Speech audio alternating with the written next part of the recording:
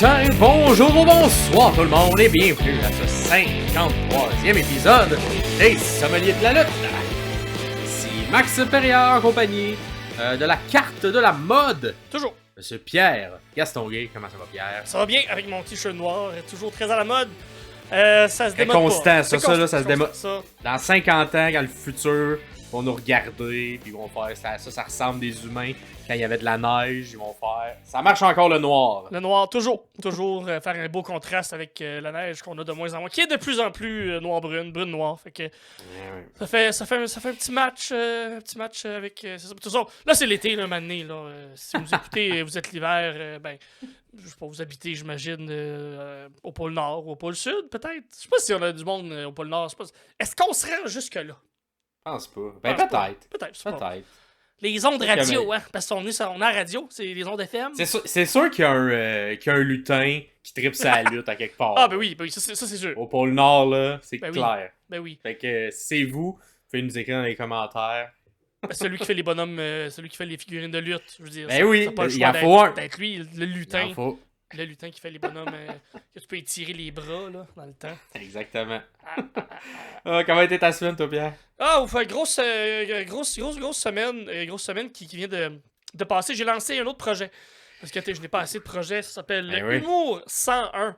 J'ai vu ça. Très nice. Good job. Ouais, c'est cool. C'est du genre de plateforme. Je vous explique un peu c'est quoi les gens qui nous écoutent. Ça va aussi fonctionner éventuellement pour les gens qui nous écoutent via l'Europe. Oui, parce que c'est une plateforme qui va grandir au fur et à mesure que le temps avance, bien évidemment. Puis on veut être capable aussi d'offrir cet outil-là aux gens partout dans la francophonie mondiale. Et donc, les gens qui sont en Europe, qui vont au Québec, les Québécois qui vont en Europe et autres endroits aussi où on parle français. Mais à la base, cette plateforme-là, en fait, c'est une plateforme qui regroupe toute l'information possible qui est en lien avec l'humour, qui est en lien avec le stand-up. Donc, un répertoire des humoristes, un répertoire de soirées d'humour, un répertoire de tout ce qui est date importante qu'on a besoin de savoir, ou tout élément, information pertinente, fait que tout ce qui est en lien avec des comités, tout ce qui est en lien avec des dates de tombée, pour des remises de projets, pour des remises d'idées, de subventions, oui, c'est le mot que je cherchais. Tout va se retrouver là-dessus, genre de Wikipédia / Google pour le monde de l'humour. On va aussi offrir éventuellement des promos, des rabais pour le grand public, donc les clients, des clients qui vont se connecter, des gens qui sont fans d'humour, qui sont pas humoristes aussi, vont avoir accès à cette plateforme-là pour avoir accès à des rabais. Donc, si jamais vous êtes à Montréal, vous nous écoutez, faites comme « mais je suis un fan d'humour, j'aimerais ça avoir des rabais pour aller voir des soirées d'humour à Montréal ou aller voir des soirées d'humour. Si je suis à Trois-Rivières, puis à Trois-Rivières, il y a des soirées d'humour qui c'est quoi les soirées d'humour dans ma ville? C'est ça. Comme, OK, m'en va là, puis là, ça va te sortir tout dans le même endroit, les informations. Tu vas savoir. Exactement. Et voir des jokes, c'est ça. Oui, exactement. Pour le moment, c'est gratuit. Éventuellement, il va y avoir un certain coût qui va venir avec ça. Des abonnements qui vont venir, dont on va vous offrir plus de contenu si vous avez un meilleur abonnement, bien évidemment. Donc, ceci est lancé.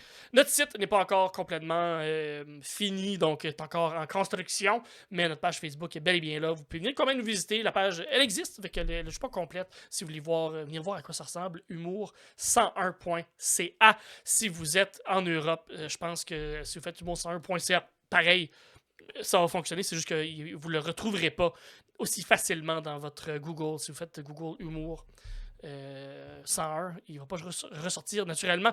Fait que c'est ça, un projet que j'ai lancé cette semaine parce que j'ai juste ça à faire, moi, lancer des projets. Lachose.ca existe encore, mon autre coopérative que j'ai, mon autre projet à la coopérative, donc ça aussi, si jamais vous voulez de l'humour dans votre lieu de travail, oui, on offre des ateliers d'humour pour incorporer l'humour, pour aider la motivation au travail, pour aider l'humeur, aider l'équipe, le moral au travail. On fait ça aussi avec lachose.ca.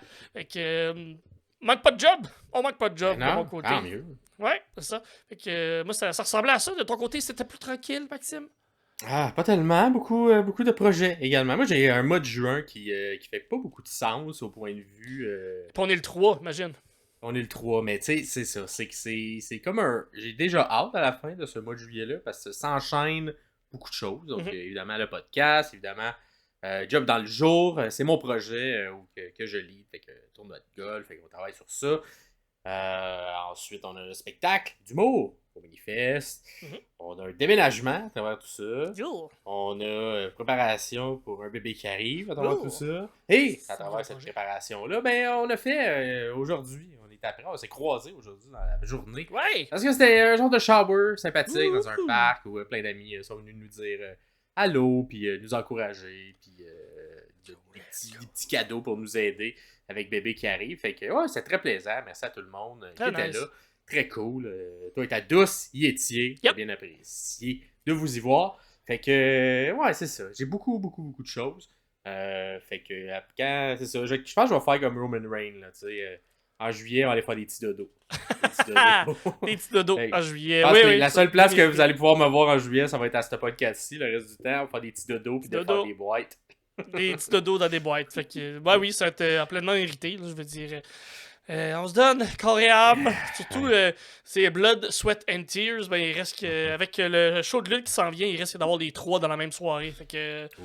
Ben, dès de la lutte, je veux dire, si John Moxley a été invité, il va sûrement être là. C'est sûr qu'il va se blader. Fait qu'il va y avoir du sang partout.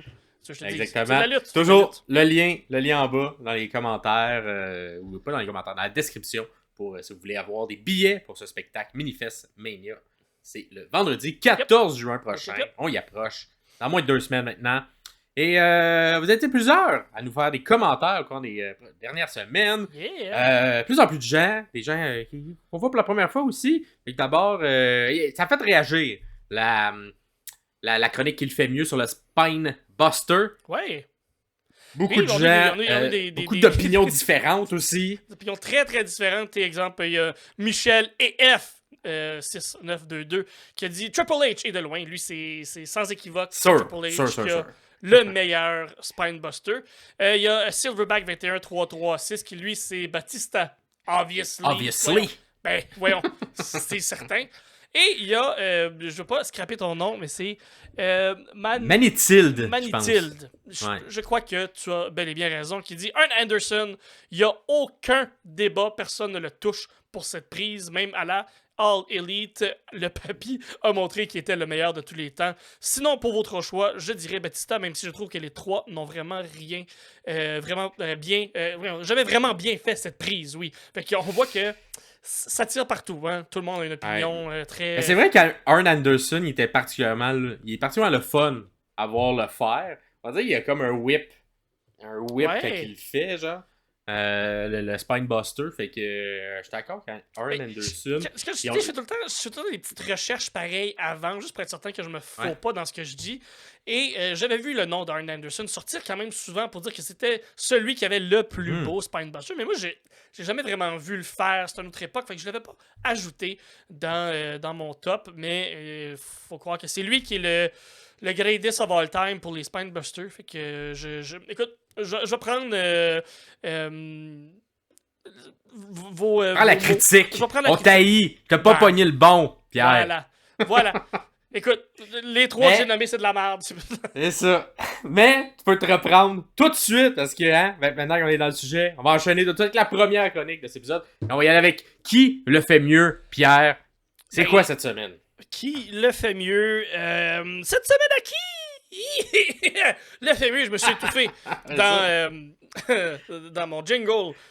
Qui le fait mieux? J'ai 2 choix pour le même move cette semaine ou aujourd'hui pour vous. Ça ne sera pas facile. C'est difficile parce que c'est 2 lutteurs extrêmement aimés. C'est 2 lutteurs que on voit partout. C'est 2 lutteurs chouchous du public. Et c'est 2 lutteurs qui font le même move. J'ai nommé Rob Van Dam et Shane McMahon. Qui le fait mieux? Le Van Terminator ou le Coast to Coast?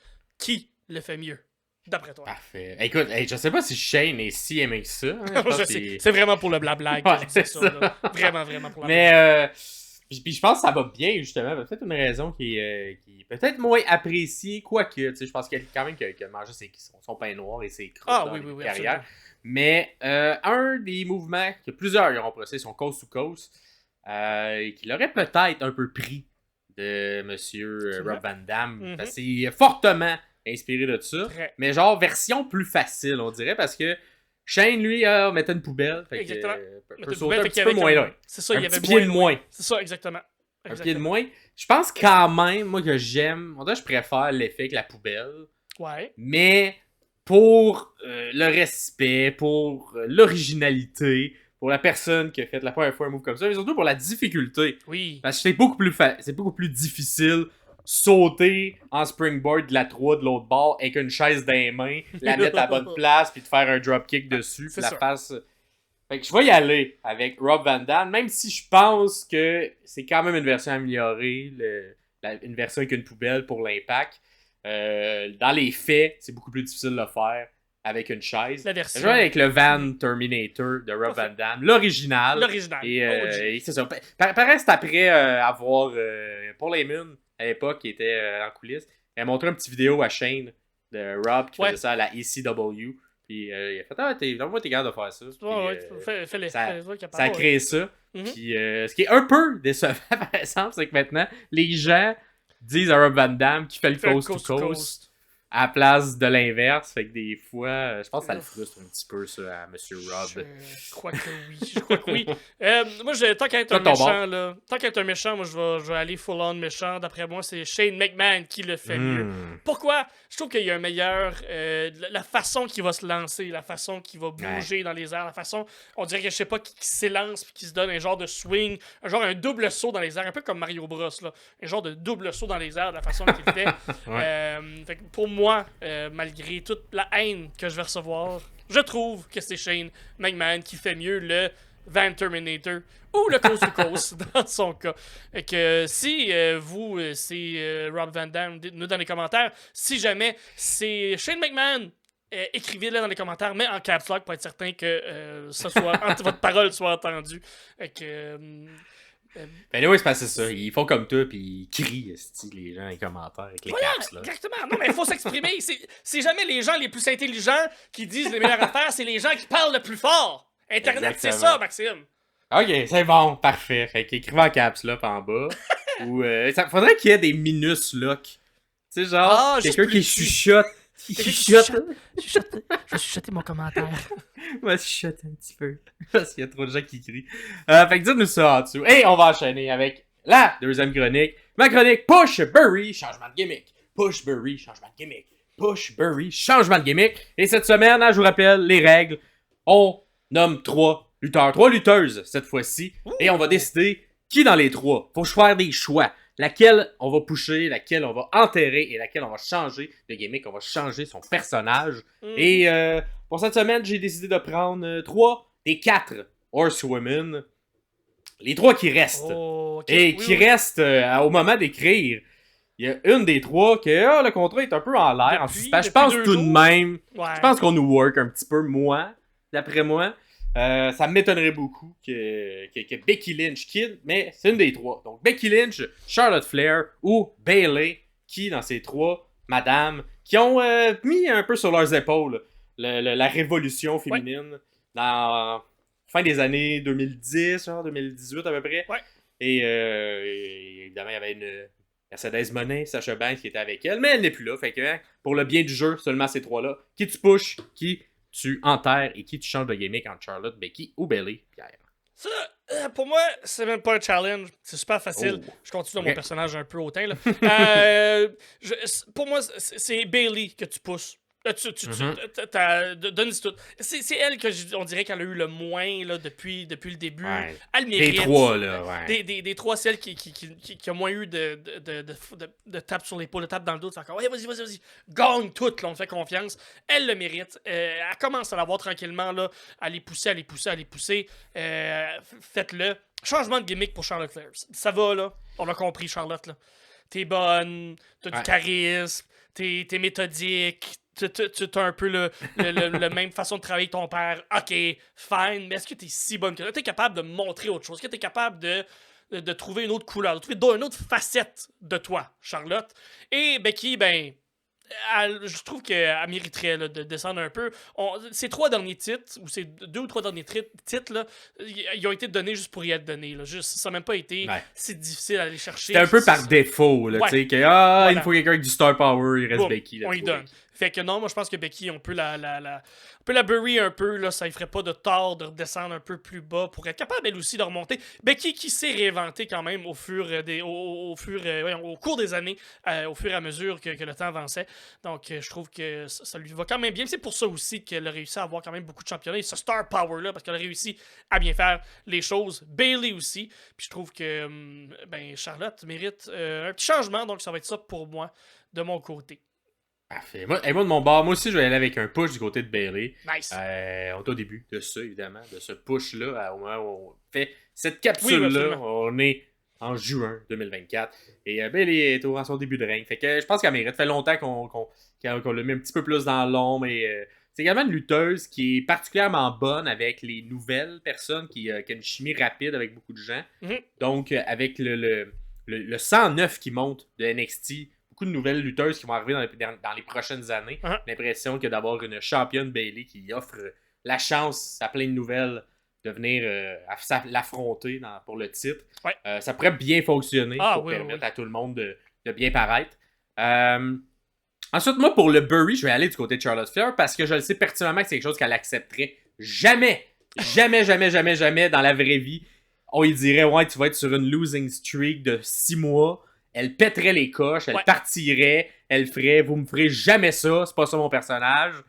Fait que pour pour qu'on soit un peu dans le monde du fantasy booking, let's go, on fait Bury Charlotte Flair, qui devient peut-être même un peu genre folle, tu sais, à travers le processus. T'sais, le personnage, il est comme tanné, tu sais, tu fais des espèces de faux trucs où comme ça s'arrachait les cheveux, puis genre, elle devient un peu cray-cray là, à travers le processus parce qu'elle n'en revient pas qu'elle perd. Puis elle peut, tu sais, perdre par des roll-ups, par des trucs un peu, mais ça la frustre tellement. Puis tu sens tu sais, c'est quelqu'un qui aussi est proche de ses émotions, particulièrement dans la défaite, Charlotte. Ouais. Et j'ai l'impression que ça serait facile à aller chercher en dedans d'elle une frustration forte pour jouer un personnage comme ça, qui pourrait être très le fun à regarder à l'écran.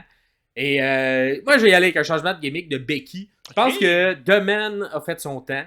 Ouais. Je pense que c'était bien, vraiment, pour une période, mais là, je pense qu'on s'assoit un peu dans nos pantoufles en ce moment avec Becky. Fait que peut-être un retour avec une nouvelle version de Becky Lynch. C'est quelque chose qu'on n'a jamais eu vraiment, mais un clan peut-être. J'aime ça. Une méchante, charismatique, leader de clan, un peu à la Bayley comme elle a fait avec Damage Control, mais une version de Becky qui s'entourait de plein de personnes. Ça pourrait être intéressant, l'amener vraiment dans une autre direction. Donc, je pense que ça fait longtemps qu'il est un peu qu'il est pris dans ses pantoufles. Évidemment, les gens l'aiment, fait que c'est pour ça. Mais je pense qu'on est prêt, là, on est mûr pour aller changer ce personnage-là. J'aime ça. Donc, dites-nous, vous, dans les commentaires, qui, entre ces trois Horsewomen, qui vous push, qui vous bury et qui vous changez la gimmick.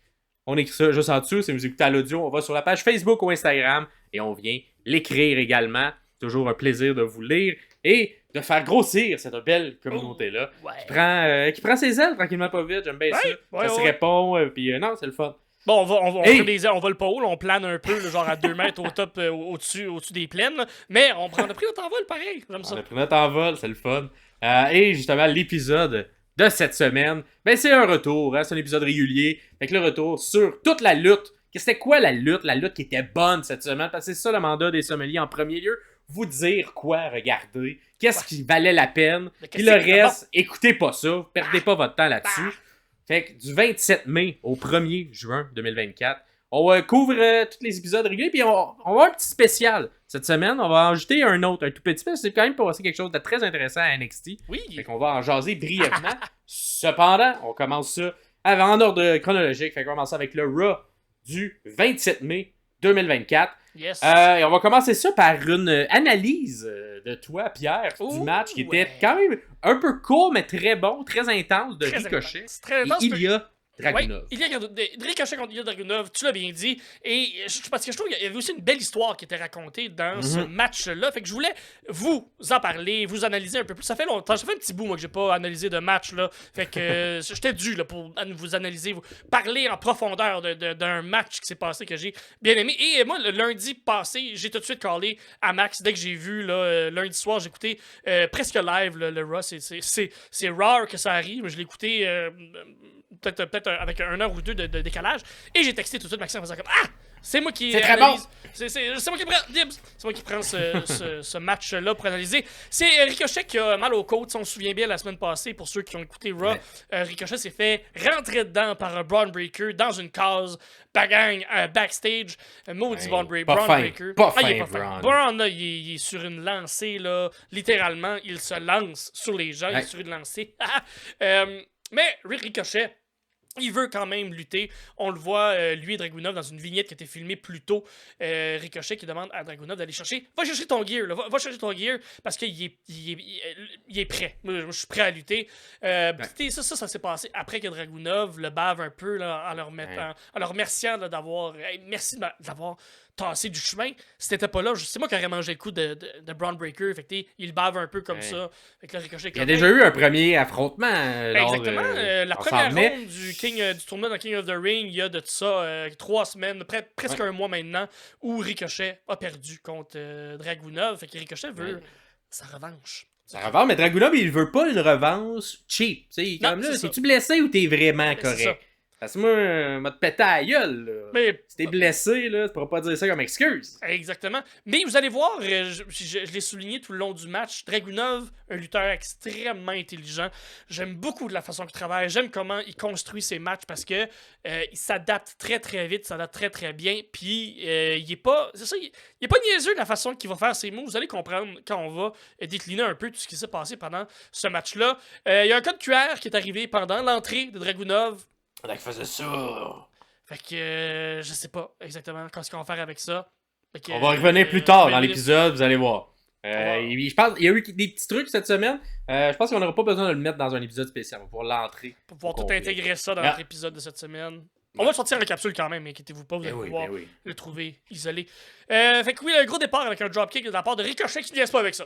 Même s'il vend, il fait un dropkick puis il vend tout de suite ses côtes. Il est comme ça fait mal, c'est pas une bonne idée ça. Puis il veut commencer fort, puis finir fort et vite parce qu'il sait que Dragunov est intense. Puis Ricochet, c'est ça qu'il a compris avec leur premier match, c'est que faut être intense, faut être vite, faut se donner tout de suite tout ce qu'on a avec Dragunov si on veut réussir à le battre. Ricochet aussi dans la façon qu'il a bâti le match, la façon qu'il a approché le match, très intelligent aussi, il s'est dit « Hey, ça n'a pas marché la première fois, ça va fonctionner cette fois-là parce que je vais être intense même si j'ai mal aux côtes. » C'est pas mal la base de l'histoire, là, ce que je vous dis là, après avoir été dans le ring là, Ricochet a compris l'intensité, fait qu'il veut le battre avec l'intensité, mais à cause de ses côtes, Ricochet a de la misère à garder cette intensité-là que je vous parle, puis Dragunov, il en profite. Tout de suite, il s'élance des chops, des coups de coude, Dragunov vise pas précisément les côtes, mais il sait comment lui faire mal.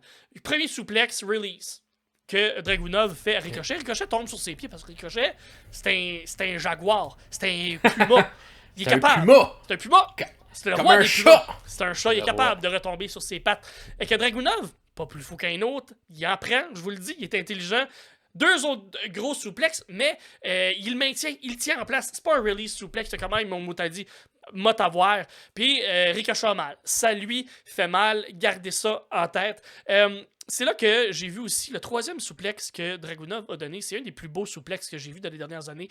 Puis je sais pas si ça fait partie de l'arsenal habituel de Dragunov, mais écoute, je vais le dire comme je l'ai vu.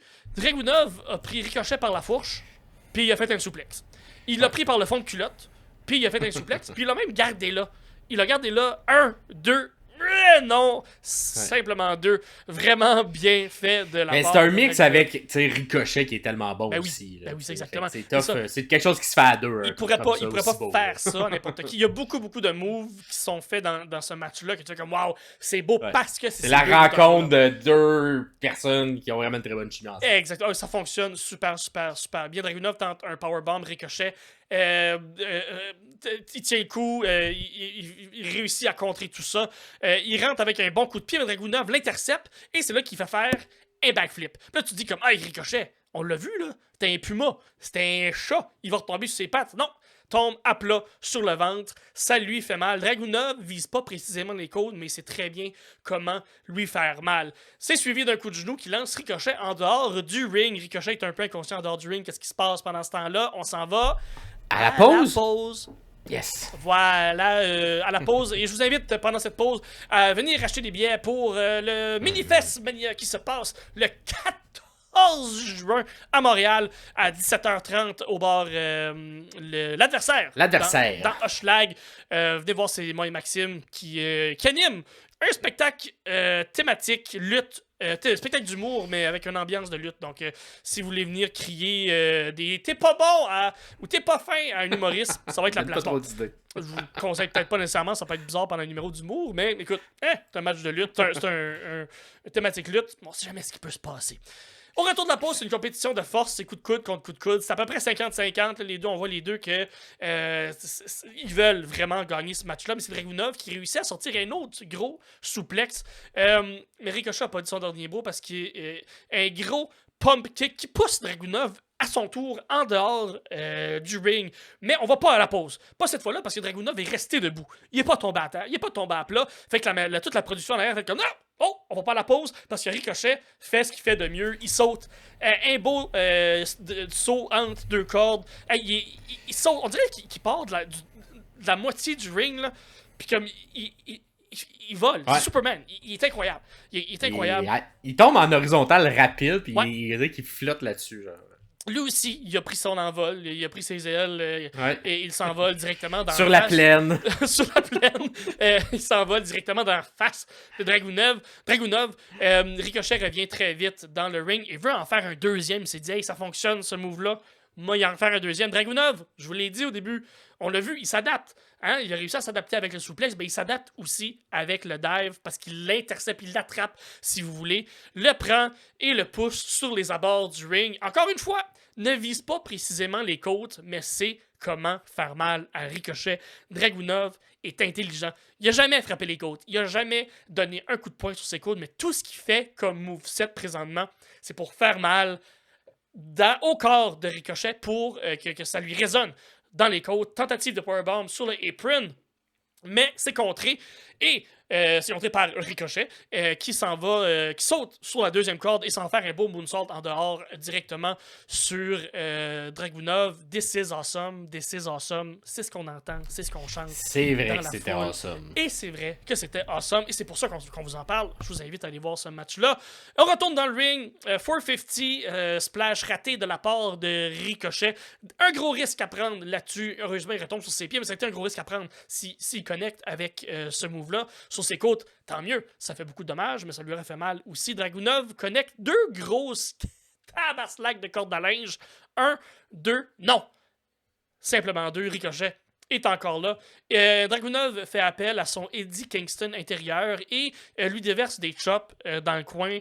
Une pluie d'Atemi qui se déverse sur le chest de Ricochet. Ricochet veut répliquer avec un kick, mais Dragunov aussi a contré. Et tourner ça en powerbomb. C'est vraiment, on contre un move pour contrer un autre move. Puis, c'est des moves genre, hey, je te fais un kick d'en face, puis d'une façon que je sais pas comment, je me retrouve en powerbomb, puis tu me maudis à terre. Dragunov qui monte sur la troisième corde et tente un H-bomb de la troisième. Quel beau finisher. Moi, je l'aime beaucoup, ce finisher. J'adore. Simple, mais efficace, qui fit avec le Beau, personnage. visuellement, là, c'est tellement beau. C'est exactement. Il peut le donner à n'importe qui, il peut le faire à n'importe qui, ça va rentrer. Mais Ricochet, c'est pas son premier barbecue, lui aussi s'adapte quand même très bien. Et connecte le super kick pendant que le monsieur Dragunov descend avec son bras pour faire le H-bomb. On se rend compte dans le milieu, le coup de pied dans la face de Dragunov a suivi d'un gros recoil dans la face d'Ilya 1.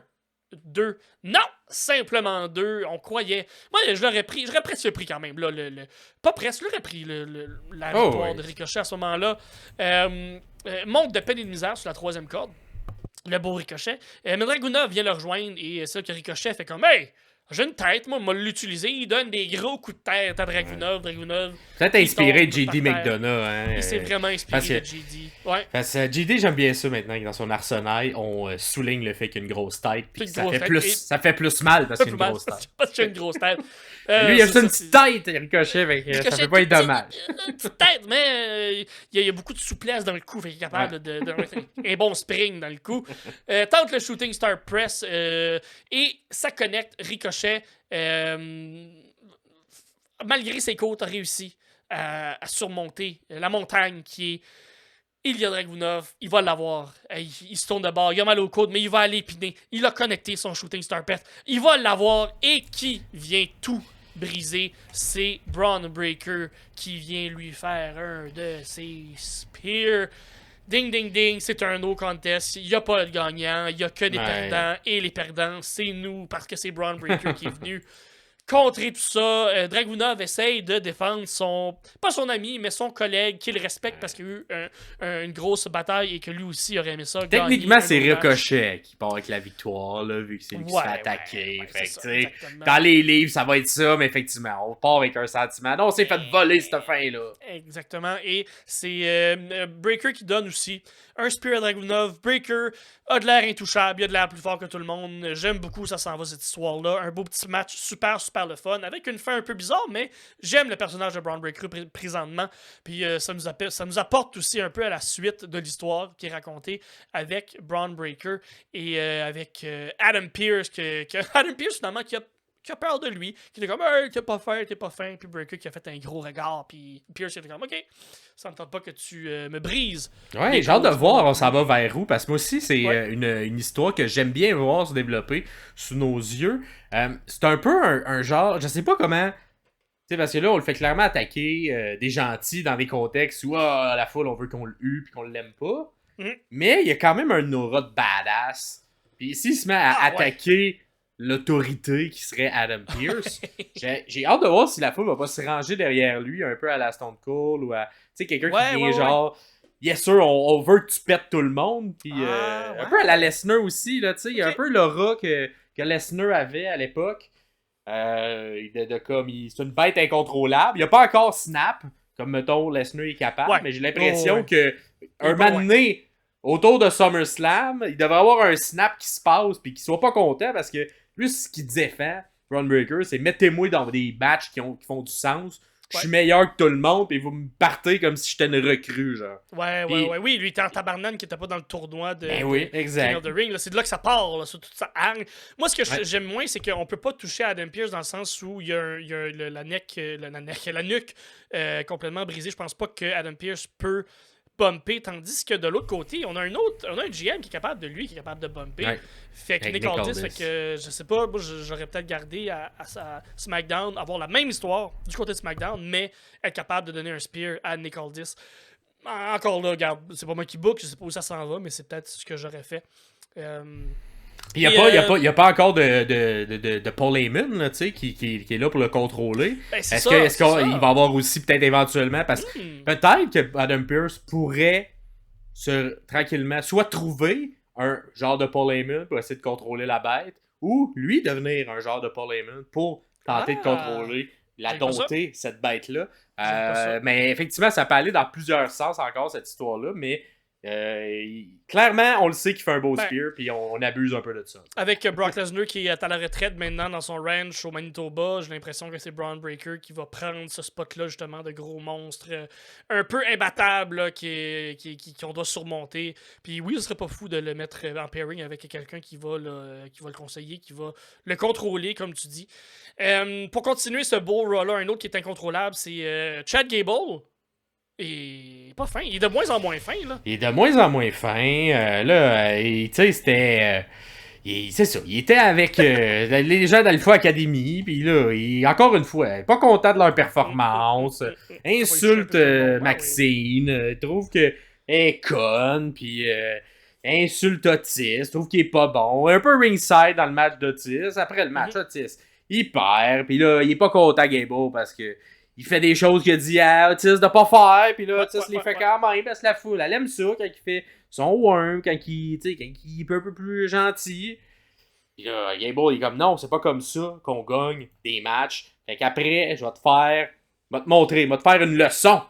Et là, enlève sa ceinture. Mon Dieu, ça s'en va où, ça? C'est ça, là, t'es comme, tabarouette, Gable, il en gagne jamais des ceintures solo, t'es obligé de sortir sa propre ceinture à lui, ça, là.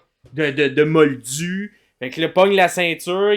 Là, j'étais comme, on s'en va vers où? Parce que là, clairement, il est comme, va te punir, Otis, donner des coups de ceinture. Puis là, j'étais comme, on va-tu se rendre à des coups de ceinture? Parce qu'on s'entend, c'est quand même une image forte qu'on voit pas souvent à la Très WWE, qu'on a déjà vu à l'All Elite dans des contextes qui ont quand même été Mais dans bien les faits contextes, aussi. dans les contextes de lutte où quelqu'un est en maudit puis qui veut faire mal à l'autre, pas dans un contexte de punir quelqu'un. Ouais. Mais il l'a un peu eu avec MJF dans une feud où c'était punir, mais c'était comme fallait que tu te prouves là, tu sais, que MJF avait ça, fait oui, c'est il ça. donnait ses coups de ceinture à Cody Oui, d'ailleurs à l'époque. Puis Ouais. fait que bref, fait que là j'étais comme on va-tu y aller là? Maintenant ça fait pas très PG faire ça. Là. Et non, on s'est pas rendu parce que qui arrive pas? Sami Zayn. Il arrive, puis il est comme là, ça n'a pas de bon sens. Je sais pas pourquoi, c'est quoi son grand cœur, Sami, parce que clairement, il n'y a pas d'affaire. Là, ça devrait rester entre Alpha Academy, ce qui se passe. Puis c'est un peu ça que Gable il dit. Il fait là, tout n'a pas rapport. Là. T'as moi Alpha Academy, moi gérer ça comme que je veux. Ouais. Moi, s'il décide que je lève Alpha Academy à coup de ceinture, c'est pas toi qui va me dire que t'as pas le droit. Puis là, Sami fait non, empêche ça. Tente de raisonner, Cotis. Dis, il faut que t'écoutes la foule, il faut que t'écoutes qu'est-ce qui se passe. La foule, elle tripe sur Otis. Fait que là, on est très pas loin d'un face turn, de quelque chose qui va se passer. Que Alpha Academy. lui aussi contre Gable. Ouais, ben, tu un beau face turn qui tente. Puis là, j'espère qu'à travers tout ça, on va tout de même garder légitime Gable. Parce que je trouverais ça dommage que ça serve plus à Otis qu'à Gable, ce qu'on est en train de voir dans l'histoire qui est racontée. Mais force est d'admettre que la foule est vraiment derrière Otis et l'aime beaucoup en tant que babyface. Donc, puis il fait bien sa job aussi, là, tu sais, puis il a un peu le même genre de personnage que ce qu'il y avait à l'époque, mais avec Mandy, où, tu sais, il était plus naïf, genre en couple, quand il était jumelé avec Mandy, mais c'est ça. Là, il est vraiment plus sur lui-même, puis on trouve que lui, il fait pitié, plutôt qu'il se fait manipuler, ou genre, il est au-dessus il vise au-dessus de sa ligue, là, c'est un peu l'histoire qu'on racontait avec Mandy. Ouais. Donc, j'ai hâte de voir. Moi, j'ai bien aimé ça, la promo. Ouais, j'aime ça. Comment ça se construit, cette histoire-là. Puis, ça me donne le goût d'écouter et tout. Fait que, tu sais, quand je vois que ça arrive, je fais, OK, qu'est-ce qui va se passer? Comment on va développer le personnage? C'est le fun. Tout ce qui tourne autour aussi un peu de la ceinture intercontinentale et tout ça. C'est le fun. C'est des bons raconteurs d'histoire. Fait qu'ils nous racontent. Oui, puis ça fait des bons matchs en plus. Ouais. Fait que l'histoire est intéressante. Puis, les matchs qui nous sortent sont bons. Voilà. Le fun. Fait que c'est ça. Et sinon, dernière chose qui nous a marqué, entre guillemets, à travers ce Raw-là. Ça a été, en fait, sur le long terme, c'était le squelette de ce Raw-là. Parce qu'on aime bien, du côté de Triple H, on essaie toujours d'avoir une histoire qui traverse l'entièreté du Raw. Et cette semaine, l'histoire qui traversait l'entièreté du Raw, c'était Braun Strowman. Ouais. Et, comment je pourrais dire, sa haine face à JD McDonough. J'imagine. C'était pas mal ça l'histoire, parce qu'on a commencé ça Bon, il y avait une petite confrontation entre les trois personnes qui tournent autour de la ceinture. Mais Braun Strowman arrive à travers cette confrontation parce qu'il y a un match avec quelqu'un de Judgment Day. Et Priest, il nous dit que ça va être JD McDonough, qui est un peu surpris. Il fait OK, parfait. On l'envoie à l'abattoir. Bon, petit match, clairement. Un match à la... On veut vendre un powerhouse en Braun Strowman. Donc, des gros no-sell. Des gros no-sell, des gros garoches JD un peu partout, on le pitch par-dessus nos épaules à l'extérieur. Quand il se met à courir, Batcloud, le train vient frapper JD. Et là, JD, pas le choix, il faut que je pogne de quoi, il pogne une chaise. Batcloud, coup de chaise dans le dos. No-sell du coup de chaise dans le dos. Ça, il fait plus mal à lui qu'à Strowman. Strowman s'en va, il fait qu'est-ce que tu viens de faire là, mon gars? Sport à courir, et là... Tout le long du Raw. Il y a Strowman qui boitait, par exemple, tu sais, continue de vendre tout le long le fait que sa jambe avait un peu mal. Donc, à travers toutes les vignettes qui traversaient Raw, à un moment, pendant une entrevue en background, t'avais Strowman qui courait après JD.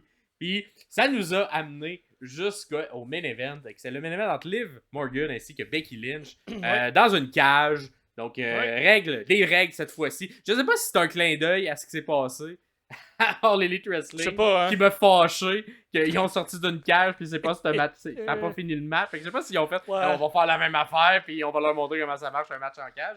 Mais c'était un match en cage et au milieu, à la fin en fait de ce match-là, on a Becky qui est sur le point de sortir par la porte, l'arbitre a ouvert la porte, pour sortir et là qui arrive pas. Braun Strowman, comme dans travers tout l'épisode, se met à courir.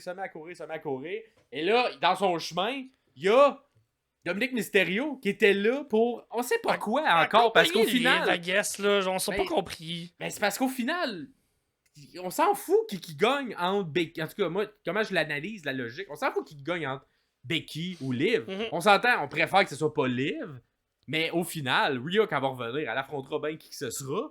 Fait que, tu sais, pour la justification de Dom qui est comme, non, faut que j'empêche Liv de gagner, c'est un peu la même chose lors du King and Queen of the Ring. Fait qu'il est là, il est genre ringside, il est comme, let's go, faut que Becky gagne, genre. Mais il se fait ramasser par Braun Strowman. C'est quand même un beau sell, je trouvais ça original, pour jouer ça. Il se fait garrocher dans la cage, dans la porte de la cage ouverte. La porte de la cage ouverte referme sur Becky Lynch qui mange une porte d'en face, sell ça, revole en arrière. Dom est mort à terre. Strowman continue de courir à GD. Et Liv Morgan en profite dans tout ce chaos pour sortir de la cage. Et remporte et garde sa ceinture. Contre une Becky Lynch peut-être un petit peu frustrée de tout ça. Mais... Ouais, qui vendait aussi un peu le fait que son contrat finissait, là, sans le dire, mais en le disant un peu, là, de genre de... Exact. Est-ce qu'on nous work ou on l'envoie quitter là, à la fin. Fait que tout ça bizarre. Exact. Et une Liv qui est pas fine. Avec Dom. Exact, une Liv. Ben là, c'est ça. Là, nous, on l'a en tout cas. Au Canada, nous, on l'a vu. Mais il paraît qu'aux États-Unis, on l'a pas vu, cette séquence-là. Ça coupe avant. Okay. Ils ont manqué de temps. Mais, fait qu'ils l'ont sorti sur les réseaux sociaux par ça. Donc, vous pouvez le voir sur YouTube si vous faites une petite recherche. Mais Liv décide. Il sort, comme regarde Dom un peu. Et là, décide de l'embrasser. Un peu de force. Ouais. Fait que, tu sais, une petite agression quand même qu'on voit de Liv face à Dom. Dom, évidemment, il est blessé, il se laisse faire. Sauf que, avec ce qu'on a semé, nous, on a analysé dans le background, l'impression que il essaie de nous en passer une petite. Je pense que oui. D'après moi, Dom, il est pas vraiment pas content de pas aider. Il fait juste jouer comme ça. On va voir où ça va se rendre, mais on continue de vendre le fait que Liv, elle l'embrasse. Et Dom, il voulait pas, mais il s'est quand même laissé embrasser. Il a pareil. Fait que, dites-nous, ça va vers où un peu, cette histoire-là, entre Liv et Dominique. Et c'est ce qui termine le Raw du 27 mai 2024. Un Raw quand même bien sympathique. Bien aimé ça, très, très cool, très good. Ça reste des épisodes de 3 heures qui sont un peu trop longs à mon goût, mais ça s'écoute bien. Mais il y a quand même assez d'éléments à travers l'épisode au complet que j'ai fait. Ah, ok, ouais, ça c'est intéressant. Ouais. Et on va enchaîner par la suite pour une rare fois. On va faire un petit arrêt du côté du Club École. Du côté de NXT, le 28 mai, qu'est-ce qui s'est passé hier à NXT? Il y a 2 choses que je veux souligner avec vous qui m'excitent beaucoup. En fait, une affaire qui m'excite encore plus que l'autre. Premièrement, à la fin de tout ce qui s'est passé à NXT, c'est l'arrivée de Ethan Page, le Canadien, le lutteur originaire de Hamilton, en Ontario, qui arrive. Le Ethan Page qui était à la All Elite depuis déjà quelques années, qui a été champion en tag team à la All Elite, qui a été champion aussi quelques moments à la TNA ou à Impact dans le temps, qui arrive à NXT. Ethan Page qui est un vétéran de 15, 16, 17 ans. Là, il a fait un petit saut à la WWE à NXT, il me semble aussi, mais qui a plus ou moins fonctionné. Je me souviens pas. Écoute, continue, je vais faire une mais il me semble que je l'ai vu brièvement. Ça se peut très bien, mais il arrive avec son personnage qu'il a bâti depuis les dernières années, je crois, NXT, avec les Sean Spears qui sont arrivés, avec ces personnages-là qui vont se développer ailleurs et qui reviennent. Je trouve ça vraiment bon. Je pense que Ethan Page est à la bonne place présentement. Il peut apprendre des choses aux jeunes et il peut lui-même aussi apprendre sur comment travailler avec la WWE. J'ai l'impression que c'est un genre de personnage qu'on pourrait voir dans 1, 2, 3, 4 ans monter et devenir un très bon mid-card, un haut mid-card qui pourrait gagner la US ou l'Intercontinentale assez facilement et sortir quelques bons gros matchs des jeunes. Je suis sûr sur ce. Il va faire un peu comme Baron Corbin a fait, là, donc prendre des plus jeunes sous son aile et leur montrer c'est quoi les rouages de faire de la lutte télé à la WWE, parce que c'est très très différent de faire de la lutte télé un peu ailleurs ou juste faire de la lutte point, lutter dans les indies et lutter pour la WWE quand il y a un hard cam, quand il y a une foule, quand il y a des pauses, c'est pas la même chose. Donc Ethan Page qui je crois va être capable de prendre toute son expérience qu'il a gagné à la TNA, gagné à la All Elite pour aller apprendre lui aussi, même montrer à des jeunes les rouages de cette façon de travailler là. Et en plein milieu de l'épisode de la TNA de la semaine de la NXT, excusez-moi, la semaine passée, on a eu un crossover avec la championne Jordynne Grace de la TNA qu'on a vu au Royal Rumble. Grosse surprise aussi. Il y a eu un gros pop. C'était le fun. Elle est venue interrompre Roxanne Perez, la championne de NXT. Je crois et ça, c'est un match qui va être le fun à regarder. Les deux styles qui marchent bien, là, comme un parfait casse-tête. Ce match, c'est sûr. J'écoute plus NXT depuis le gouvernement, mais juste ce match-là, je vais aller l'écouter. C'est certain. Ce que j'aime beaucoup présentement, c'est qu'on vient d'ouvrir une porte qu'on ne croyait qu'elle allait jamais s'ouvrir si Jordynne Grace arrive à NXT. Est-ce qu'il y a des gens d'NXT, de Raw, de Oui. SmackDown, qui vont se déplacer, qui vont aller à TNA? Je vous rappelle qu'à la TNA, présentement, il y a Matt Hardy, il y a Nick Nemeth, l'ancien Dolph Ziggler. Fait qu'il y a des belles rencontres, il y a des histoires fucking incroyables qui peuvent être racontées là. Et nous, à Montréal, c'est Slammiversary qui se passe à l'Arena de Verdun le 20 juillet prochain. Le 20 juillet, ça me sonne une date, oui, c'est en même temps que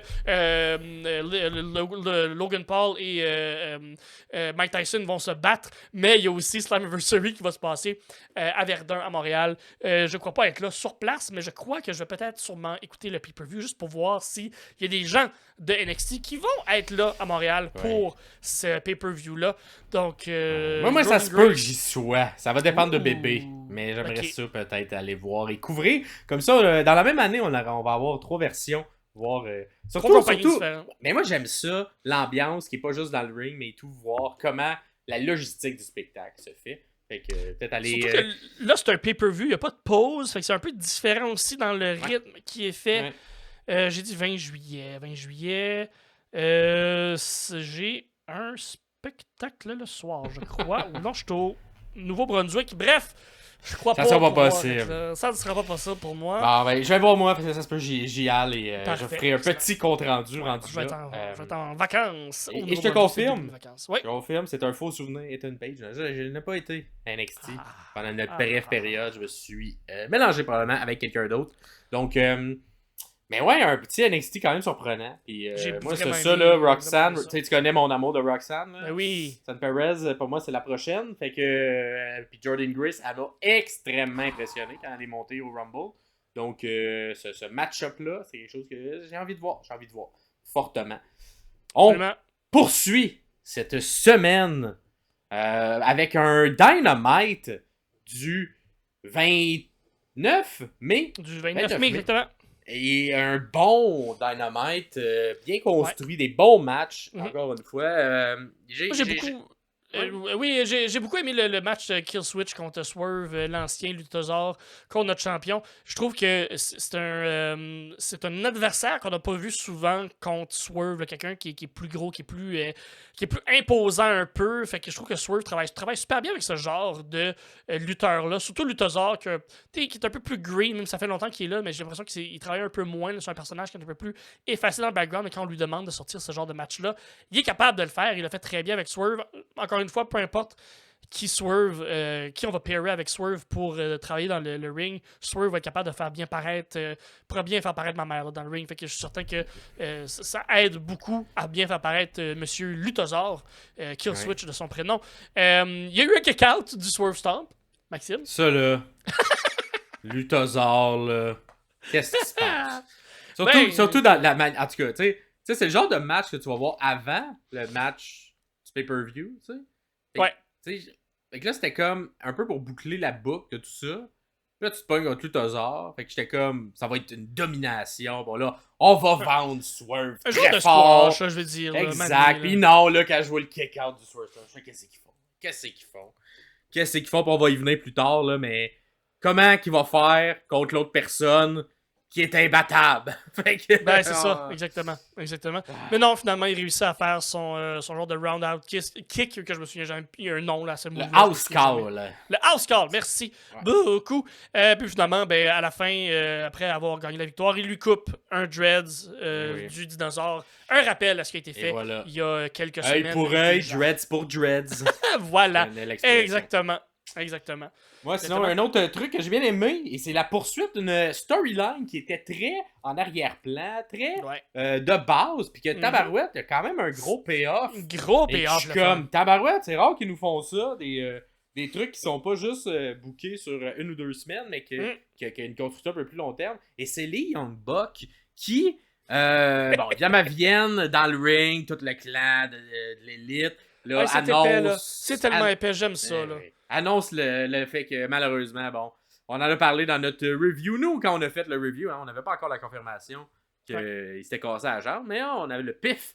Et on voit ça, nous autres, des jambes qui se cassent, on voit ça Tout souvent. Fait qu'on est Souvent. capable de diagnostiquer ça. Des fois, j'en rapidement. casse des jambes moi-même avec mon Exact. bat de baseball, juste pour en avoir cassé des jambes. Exact. Juste pour améliorer notre répertoire de cassage. Casser comme ça, celle-là, cette fois-là, ben parfait, j'ai ça. Notez ça dans mon carnet de jambes cassées. Oui, ben poursuis. Ouais. Puis là, les Young Bucks nous confirment qu'effectivement, Adam Copeland s'est cassé la jambe en sautant beaucoup trop haut pour un monsieur de 50 ans, malheureusement. C'est la vie. Ouais. Et il va devoir remettre son titre, ne pourra pas le défendre. Et là, j'ai eu une petite peur. Une petite peur pendant une petite seconde. Pas moi j'aimais ça. Non, mais j'aimais ça après. Mais j'ai eu une petite peur. Sur genre, ils vont pas faire la même affaire que la WCW a faite, là. Et là, il l'annonce. Ah non, et on vous montre c'est qui votre nouveau champion TNT, Jack Perry. Puis il montre ses cordes. Puis là, je suis comme, non, on peut pas dénigrer une teinture comme ça. Et là, oui. Moi, j'aimais tout ça. Christopher Daniels arrive. Qu'est-ce qu'il fait? Il a été renvoyé la semaine d'avant. Pourquoi il est là? Pourquoi il arrive habillé en soute avec genre un micro? Fait que là, il dit non, ça se passe pas de même. Alors, l'Elite Wrestling, les meilleurs luttent. C'est là que les meilleurs luttent. Les lutteurs, ils luttent.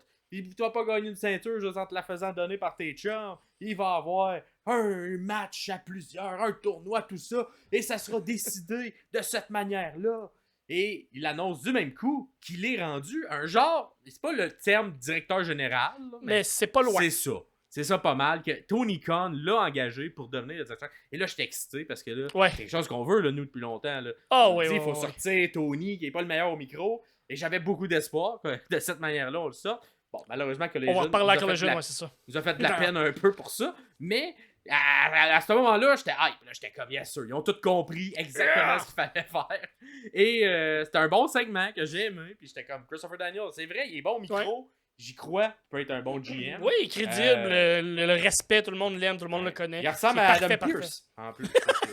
Adam Pearce, un peu plus frêle, mais tout aussi bon dans le ring. Exact. Moins de coupété un peu qu'Adam Pearce. Ouais, fait que oui, ça peut remettre un peu d'ordre et avoir une genre de feud avec l'autorité ou Tony Khan qui se cache derrière Christopher Daniels. J'aime vraiment ça. Et le main event du Dynamite qui nous a tous jetés sur le cul, comme on dit au Nouveau-Brunswick, comme on dit dans mon village, qui nous a mis à terre. Un gauntlet match où n'importe qui peut arriver n'importe quand et le premier qui pin ou soumet quelqu'un gagne ce match-là. Et ça, c'est un genre de spin-off du genre Casino Battle Royale que moi, personnellement, j'appréciais pas tant que ça parce que c'était comme un Royal Rumble, mais on rentrait 5 personnes à la fois, puis à la fin, il y avait un Joker. Qui était une surprise à chaque fois. Comme un deck de cartes. Exact. Puis j'étais comme, on dirait que c'était pas la bonne formule pour ça, alors que celle-là, un gauntlet match, je sais plus c'est quoi le terme qu'ils ont utilisé, mais je suis comme, tabarouette, vous pourriez faire un pay-per-view avec ça, comme le Royal Rumble, que c'est ça, les deux matchs, puis que le gagnant de ces matchs-là a un titre à ceinture ou quelque chose pour monter les trucs. Là, on l'a mis dans un Dynamite un peu comme ça, mais ça a beaucoup de potentiel. J'ai beaucoup apprécié, moi, ce format de match-là, parce que c'est l'inverse du Royal Rumble. T'es avantagé si tu commences le match, parce que tu peux gagner par pin. C'est le premier qui pin. Fait que les premiers qui rentrent, ils ont bien plus de chance, alors que le dernier qui rentre, il a moins de chance. Fait que c'est comme une twist sympathique du Royal Rumble. Puis, au lieu que ce soit par se faire lancer à travers les troisièmes cordes, que on s'entend, ça date d'une autre époque, ce truc-là. Même encore aujourd'hui, on le garde dans le Royal Rumble, mais je trouve toujours que c'est plus intéressant d'avoir un truc qui se finit avec un pin. Oui. Que quelqu'un qui fait juste quelqu'un sortir. Qui revole, puis exactement. Exact, puis c'est pas tout le monde qui a la même agilité pour voler, disons, à travers les cordes. On va décliner un peu, je vais décliner avec vous là, vite fait un peu tout ce qui s'est passé, ou les noms qui sont arrivés et les gros highlights c'est vite. Je vous invite vraiment, même si on le fait avec vous, un peu l'analyse de ça. Allez le regarder, ça vaut vraiment la peine. On n'a pas tout noté, il s'est passé des affaires. C'est Pac et Jay White qui commencent, l'histoire est logique. Pac et Jay White qui sont un peu en feud depuis un petit moment. Fait que c'est juste le fun que ce soit ces deux-là. C'était bon aussi. Exactement. Après quelques moments, c'est Mystico, une des plus grosses vedettes de la CMLL, qui arrive. Je trouve ça vraiment le fun de voir Mystico qui arrive là. Mystico qui a essayé à la WWE de faire quelque chose, ça n'a jamais fonctionné. Pour Tipette, ça n'a jamais collé. Il n'a pas fait de botch dans ce match-là. Il a fait ce qu'il fait à la Mystico, mais il botchait tout le temps de WWE. Là, il l'a pas botché. Les moves d'un corde, son truc un peu qui swing, qui tombe avec un armlock. C'était super bien fait, c'était super le fun. Il était le fun à regarder. Ensuite, qui arrive pas, l'invincible, Will Ospreay. Will Ospreay, là, fait que c'est fini. C'est ça. Will Ospreay rentre d'un match comme, ben, c'est terminé, c'est sûr, c'est lui qui gagne. On le dit à la blague, mais bon, on va s'y rendre et tout, mais j'étais comme, tabarouette, on met Will Ospreay encore dans un contexte de match, puis on s'entend, le gars qui gagne ça, gagne un shot à ceinture à Forbidden Door. Quand même un gros enjeu. Mais en même temps, je me dis, vu qu'il y a plusieurs personnes, ça se fait, là, voler un pin, là. Ben, c'est ça, exactement. Ça se fait, là, genre. Exact, tu sais, il sera pas piné, si on le sait, mais il peut être à l'extérieur, mort sur une table, puis quelqu'un prend un pin en même temps. Tu sais, moi, je me fais, peut-être c'est de cette manière-là qu'on va comme amener une première défaite, peut-être. Rehausser quand même la qualité de ce match-là. J'adore ça parce que Will Ospreay arrive. Et légitimer aussi le match. Oui, complètement, 100%. On rend ce match-là, on monte ce match-là, comme, OK, vraiment, il y a quelque chose qui se passe. On accuse un peu l'histoire avec Jay White qui s'est passé au Japon. On fait comme, hey, on se connaît. Hey, on est au Japon. Hey, on saillit. Fait que je commence à se battre. Ça me fait vraiment rire. On accuse le fait que Pac est aussi anglais. Comme des clichés. Les deux sont anglais, j'imagine qu'ils se connaissent. Tant qu'à être dans les clichés, ils sont dans les clichés. Et on a du Will Ospreay avec Mystico aussi. Des trucs qu'on voit pas vu. Des affaires super fluides. Exact, c'est ça. C'était super le fun à voir. Des pairings qu'on verrait jamais ailleurs. C'est vraiment nice. Vraiment, vraiment très cool. Ensuite, c'est Shota Umino qui arrive, l'élève, je m'en guillemets, de Jon Moxley. C'est le même qu'on nous le présente un peu, j'ai l'impression, pour lui donner. Là, je le connaissais pas. Ça lui faut donner un rub, j'imagine, de faire comme, hey, vous le connaissez pas, mais inquiétez-vous pas, il va être bon. C'est l'élève de Jon Moxley qui a pris sous son aile à la New Japan. On installe tranquillement Forbidden Door, donc on installe on sent les portes qui sont de moins en moins forbidden, là. C'est ça, sont de plus en plus battantes les portes, on voit la lumière dans Crack. Super belle séquence avec Ospreay. Tellement fluide, deux lutteurs de la New Japan, c'est vraiment beau. Et de voir White, Ospreay et Umino en même temps dans le ring, c'est de voir des Young Guns de la New Japan d'il y a comme 4, 5, 6 ans. Fait que je trouve ça vraiment, vraiment le fun de voir des jeunes qui commençaient à la New Japan il y a... Quand on se disait que ça allait être le futur et que là, on est rendu dans le futur. On est dans le futur. Vous savez très bien, nous les sommeliers, on n'a aucune idée comment ça fonctionne, le temps. Ben voilà, une autre preuve qu'on sait pas comment le temps fonctionne. On a vu des jeunes, ils étaient jeunes, ils sont plus jeunes. Exact. Puis vous pouvez regarder ça dans le futur, encore plus futur, qui note notre passé. Fait que le temps, c'est fucking c'est fou. Le temps, là, fou raide. Ensuite, c'est Claudio Castagnoli qui arrive. Hey, ça c'était bon et tout, Claudio. Oui. Il rentre à piter le Powerhouse qui fait peur à tout le monde. Il court après Jay White autour du ring. Frappe un peu tout le monde au passage. C'est vraiment drôle. Pendant la pause, pendant le picture-in-picture, tout dépendamment de j'écoute ma All Elite de façon sur un site web qui m'offre de l'écouter. Fait que je l'écoute. Et tout dépendamment quel feed il me donne, des fois, je vois ce qui se passe pendant les pauses. Des fois, je vois ce qui se passe pendant le broadcast. Donc, je vois les pauses commerciales et je vois en picture-in-picture. Donc, je vois le petit écran qui se passe. Et Claudio a fait le Giant Swing à tout le monde. Tout le monde. Tout le monde a passé, il a swingé tout le monde. C'est vraiment très drôle. Même l'arbitre, un moment donné, il a juste pris les jambes. Et puis il y a gros pop à ce moment-là. La foule voulait qu'il le fasse à l'arbitre. Puis là, tu sentais comme s'il était rendu genre, un peu dans son muscle memory qui faisait juste let's go, le fait à tout le monde. Le pogne l'arbitre. On pogne quelqu'un. Ok, non, désolé. Puis là, on revient de la peau. Mais ouais, il aurait dû faire cette séquence-là, effectivement. Pas en picture-to-picture, mais dans le vrai. Mais en même temps, c'était le fun à regarder en picture-to-picture. C'est le genre de séquence comédie drôle, le fun à regarder. Fait que c'est pas mauvais de l'avoir picture-picture. Tout ça pour dire que des fois, quand je pogne le feed où je vois ce qui se passe pendant les pauses, j'aime vraiment ça parce que les commentateurs sont un peu plus lousses des fois. Puis ils vont dire certains commentaires qui. Sont toujours très lousses, là, mais des fois vont niaiser un peu plus ou se dire plus des inside jokes quand ils sont pas sur le broadcast. Puis ça me fait beaucoup rire. Ensuite, c'est Lio Rush qui travaille présentement à New Japan, qui arrive. Lio Rush, surprise, ça et tout. Toujours aimé. Le bon Lio Rush.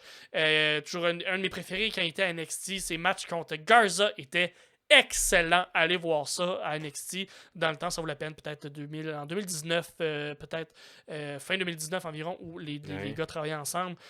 Beau face-à-face avec Claudio. Parce que Lio est comme trop vite. Là, Claudio essaie de l'attraper, puis Lio Rush, puis c'est un peu ça son trading mark. Lio Rush est comme ouah, mais Et genre, Il rush. Il rush. Ouais, c'est ça. Il rush. Il est tout le temps dans le rush pour ça. Tout le temps dans le rush. Et il bouge super vite. Puis là, c'est ça, avec le contexte du match, à chaque fois que t'as un nouveau qui arrive, tu sais, ça l'augmente. Ah, tabarouette, ça va être qui? Ça va être qui? Puis c'est des surprises, mais en même temps, t'as des tentatives de pile. T'es comme, le match a fini-tu là ou le match va se poursuivre, qui qu'on verra pas? Fait que c'est vraiment une sensation le fun quand tu le regardes, un match comme ça. Puis en pay-per-view, ça serait comme une coche de plus. Là, ça reste frais, ça reste comme tout le temps. Il y a une menace où le match peut terminer n'importe quand. Pas juste, on peut perdre quelqu'un par-dessus la corde. Ça peut se terminer n'importe quand. Fait que ça ajoute un aspect là, pas de danger, oui, là, mais un aspect d'urgence plutôt. De faire comme, ok, ben, faut le faire là, vite. Ah, c'est vraiment une gimmick que j'aime beaucoup. Moi. J'espère qu'ils vont ramener ça. Vraiment ça. Orange Cassidy ensuite qui arrive avec un beau bandage dans le front. Mais oui, il a fait une promo où il s'est fait trahir par Don Callis. C'est Trent Barretta finalement qui est dans Callis Family. Il s'est fait ouvrir, il était pas content. Mais non, il vient quand même, il avait pigé. Je sais pas si c'est une petite boule qu'on pige là aussi, mais il est venu faire sa petite boule avec son gros sa grosse couche dans le front. Classique. Classique Orange Cassidy qui fait juste se battre. Fait que il est là, fait ses classiques petits moves. Et moi après ma grosse surprise, j'ai beaucoup aimé Mystico, j'ai beaucoup aimé Leo Rush, mais c'est Hechicero qui arrive dans le... Et j'étais très excité de voir Hechicero qui était là il y a quelques mois puis qui s'est battu contre Bryan Danielson un excellent match là. Des beaux matchs. Miam. Hechicero qui est là. Un beau pop. Les gens l'ont reconnu. Les gens ont aimé le voir. Il a fait son leg drop, scissor head, guillotine, machine, patente sur Claudio. Il y a un nom précis, là, mais quand il fait juste se swinger, comme si on pense qu'il va faire un genre de scissor head lock, puis là, il pogne en guillotine. Super beau. Ça manquait de magie, par exemple. Moi, j'aurais mis... il aurait dû... il rentre tout le temps en faisant des trucs de magie, d'habitude. Une boule de feu ou quelque chose. Il aurait dû attaquer quelqu'un avec une boule de feu, mais il l'a pas fait. Ouais, il y a un genre de séquence... on va sûrement prendre une photo, puis ça va être là, mais même en photo, il flippe Ospreay en genre de position... Comme il est assis, puis là, il flippe Ospreay, lui aussi, comme en position assis, puis... En tout cas, c'est dur à expliquer comme ça. Il faut vraiment aller le voir pour comprendre le move. Même la photo qui est apparue, c'est pas exactement. Quelque chose que tu vois pas à tous les jours, mettons. Là. Non, exactement. Un genre de move un peu bizarre, mais super fluide, surtout avec Ospreay, que peu importe ce qu'il donne, il va être capable de bien le faire. Tout le monde flippe un peu partout. Puis c'est Leo Rush, là, son plongeon. Là, on parlait de Ricochet qui le fait se parler, mais Leo Rush, où il le fait entre la première et la deuxième corde. Son dive. Puis j'ai toujours trouvé ça super impressionnant parce que lui non plus, il court puis il court. Arrêtez-moi les gars, je vous fais confiance. Moi je me pitch. Il y a une fin très rythmée. J'aime beaucoup ça. C'est comme beaucoup d'histoires qui convergent, beaucoup de choses qui se passent, et c'est finalement Ospreay qui pin Orange Cassidy pour gagner une chance au titre contre Swerve. Orange Cassidy qui aurait pas dû se présenter, il venait de se faire maganer, finalement ça n'a pas été gagnant pour lui, et Ospreay en a profité. Fait que c'est lui qui a, même malgré s'il a le titre international, c'est lui qui va aller... Malgré 10 autres personnes dans ce match-là, c'est quand même lui qui reste invaincu, même dans ce genre de match-là, pas capable de perdre, pas capable d'avoir une défaite. Comment ils vont faire pour faire perdre Ospreay? Va-t-il perdre? Moi, je m'attends. Là, on est rendu à 6 mois, là, bientôt. Là. On commence le 6e mois. Je m'attends à aucune défaite en 2024 pour Will Ospreay. Moi, je suis rendu là, parce que je suis comme... Il est vendu trop fort, il est vendu trop intense. Il va collectionner les différentes ceintures, d'après moi, parce que là, on l'enligne vers d'autres ceintures. Le nouveau belt collector. Exact. D'après moi, il va avoir besoin de plus de bras. Parce qu'il n'y aura pas assez de bras pour toutes ses ceintures quand il va finir l'année.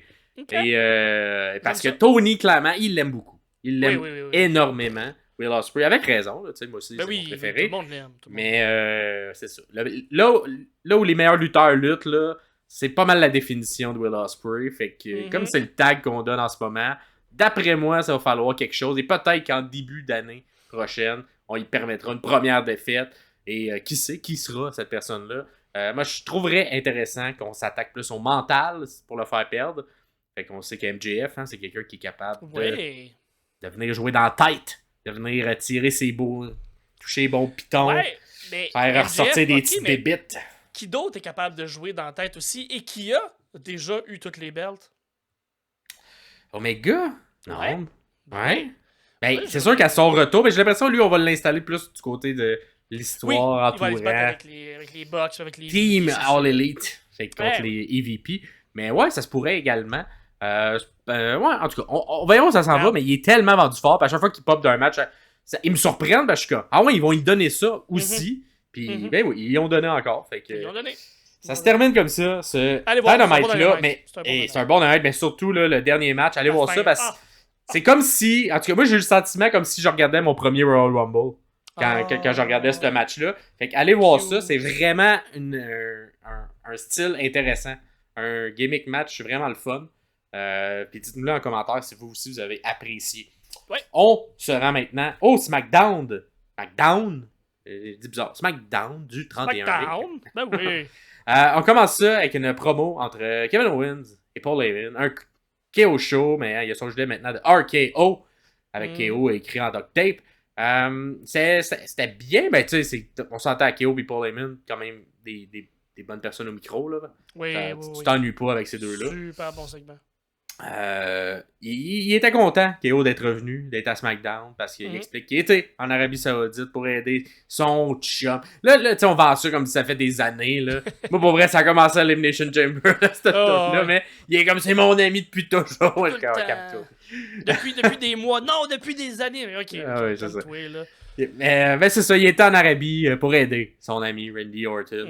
Bon, évidemment, ça n'a pas fonctionné, mais ça a quand même un peu aidé. Fait que, il dit j'ai été, ça n'a pas fonctionné parce que Randy a pas gagné, perdu contre mais Gunther. Il a pas perdu non plus parce qu'il n'y avait pas les deux épaules par terre. Ça, on remet quelque chose qui s'est passé dans le match, dans le kayfabe. Fait que moi, j'aime beaucoup ça.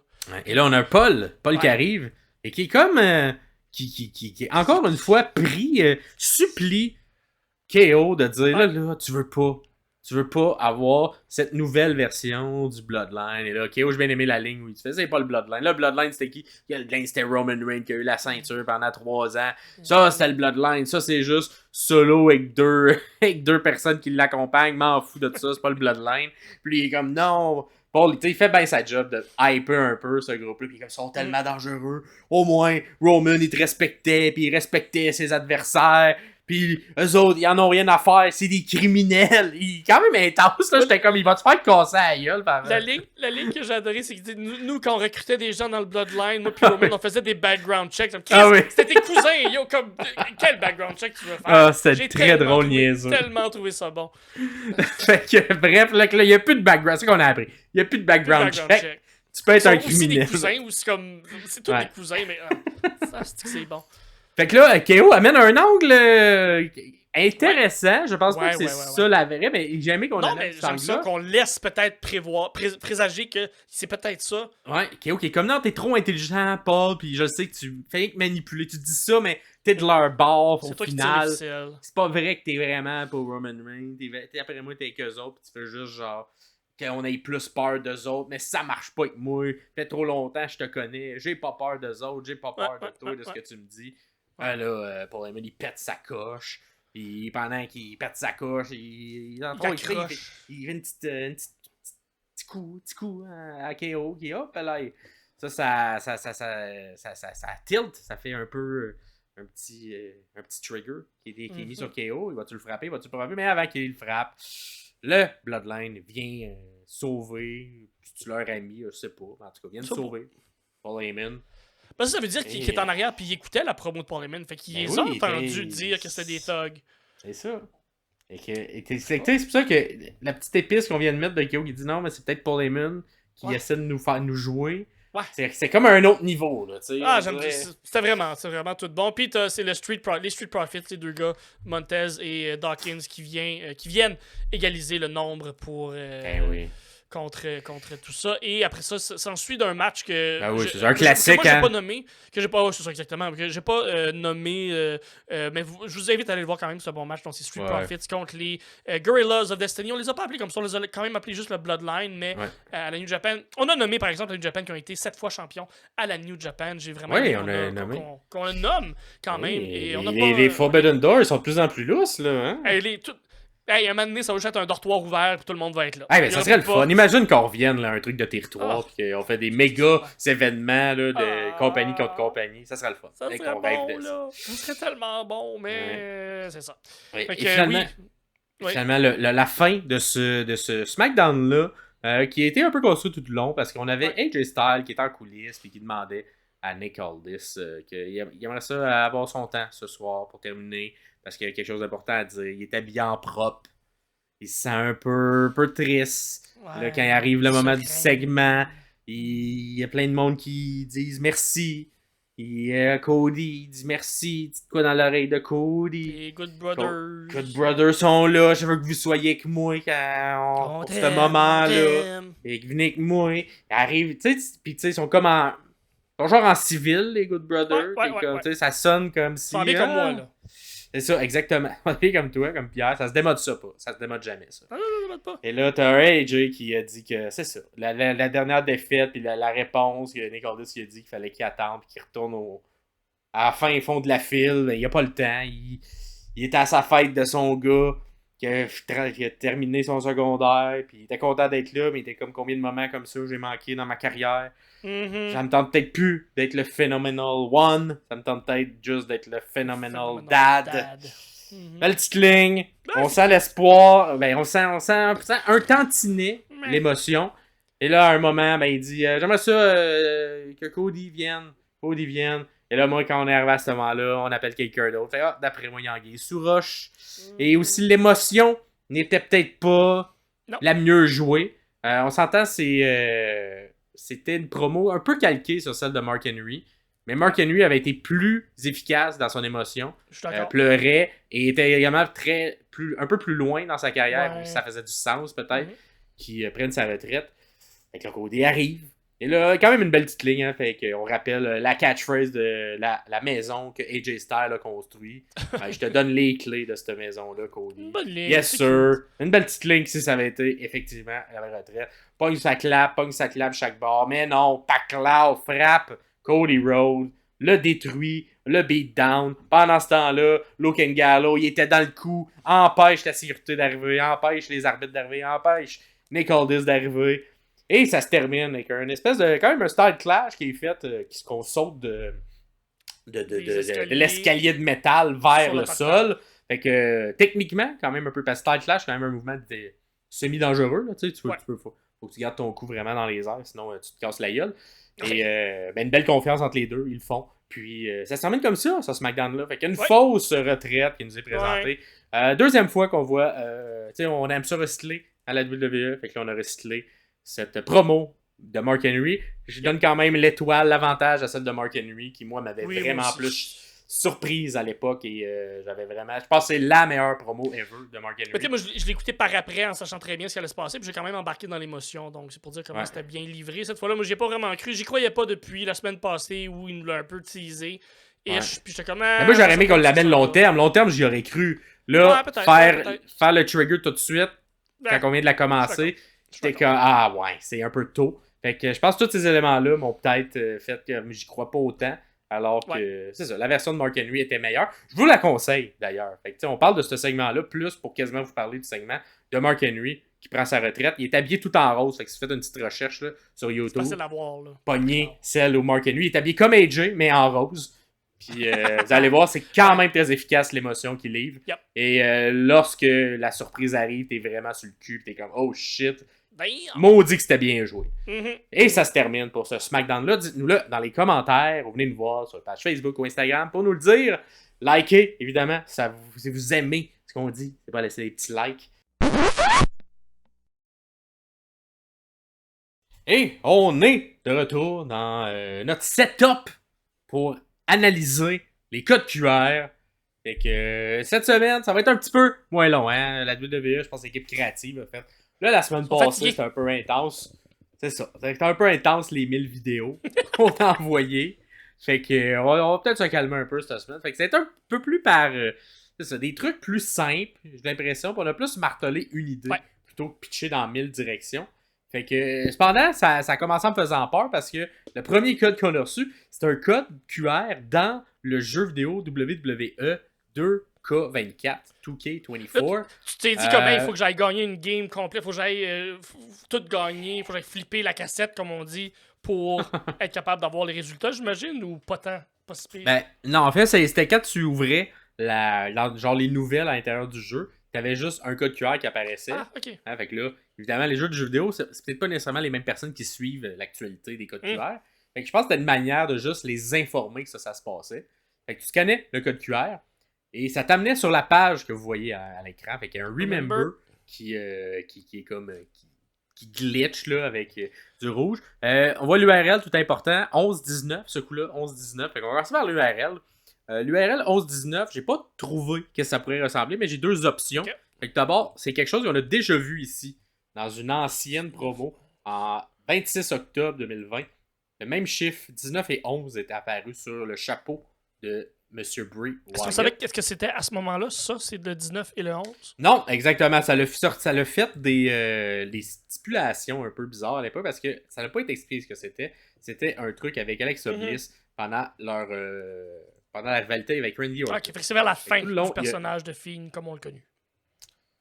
Il est comme revenu plus tard aussi, mais oui, si on veut, vers la fin de le premier truc avant qu'on se rende justement, tu sais, le Mania de ce Mania-là, c'est le Mania qui a mal été un peu là, avec le match fait par la critique. Fait qu'à l'époque, déjà, le 11-19 avait commencé à bousiller, puis on se demandait c'était quoi la signification.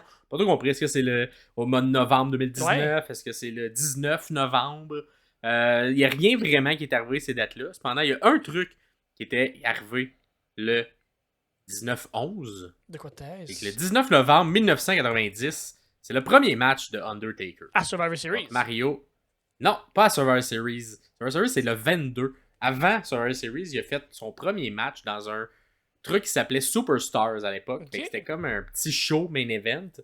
Et le segment était présenté après Survivor Series. Okay. Mais l'enregistrement de ce match-là s'est fait le 19 novembre 90. Donc, le vrai premier match de Taker, ça serait fait le 19 novembre. Okay. C'est la seule explication que peut-être les gens peuvent voir. C'est vraiment juste une allusion à ça, puis un clin d'œil. Genre de personnage semblable. C'est ça. Exact.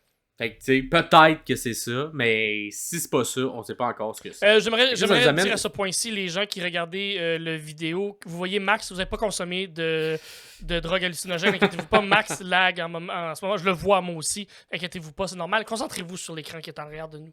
Voilà, c'est dit, c'est accusé. Exactement, inquiétez-vous pas, vous allez voir mes faces, j'espère que ça va pas geler à des places bizarres. Fait que ça dit Remember, la vidéo, c'est un classique, là, fait qu'on remet les mêmes images qu'on a vues un peu tout le long. La seule nouvelle image, c'est vers la fin, on a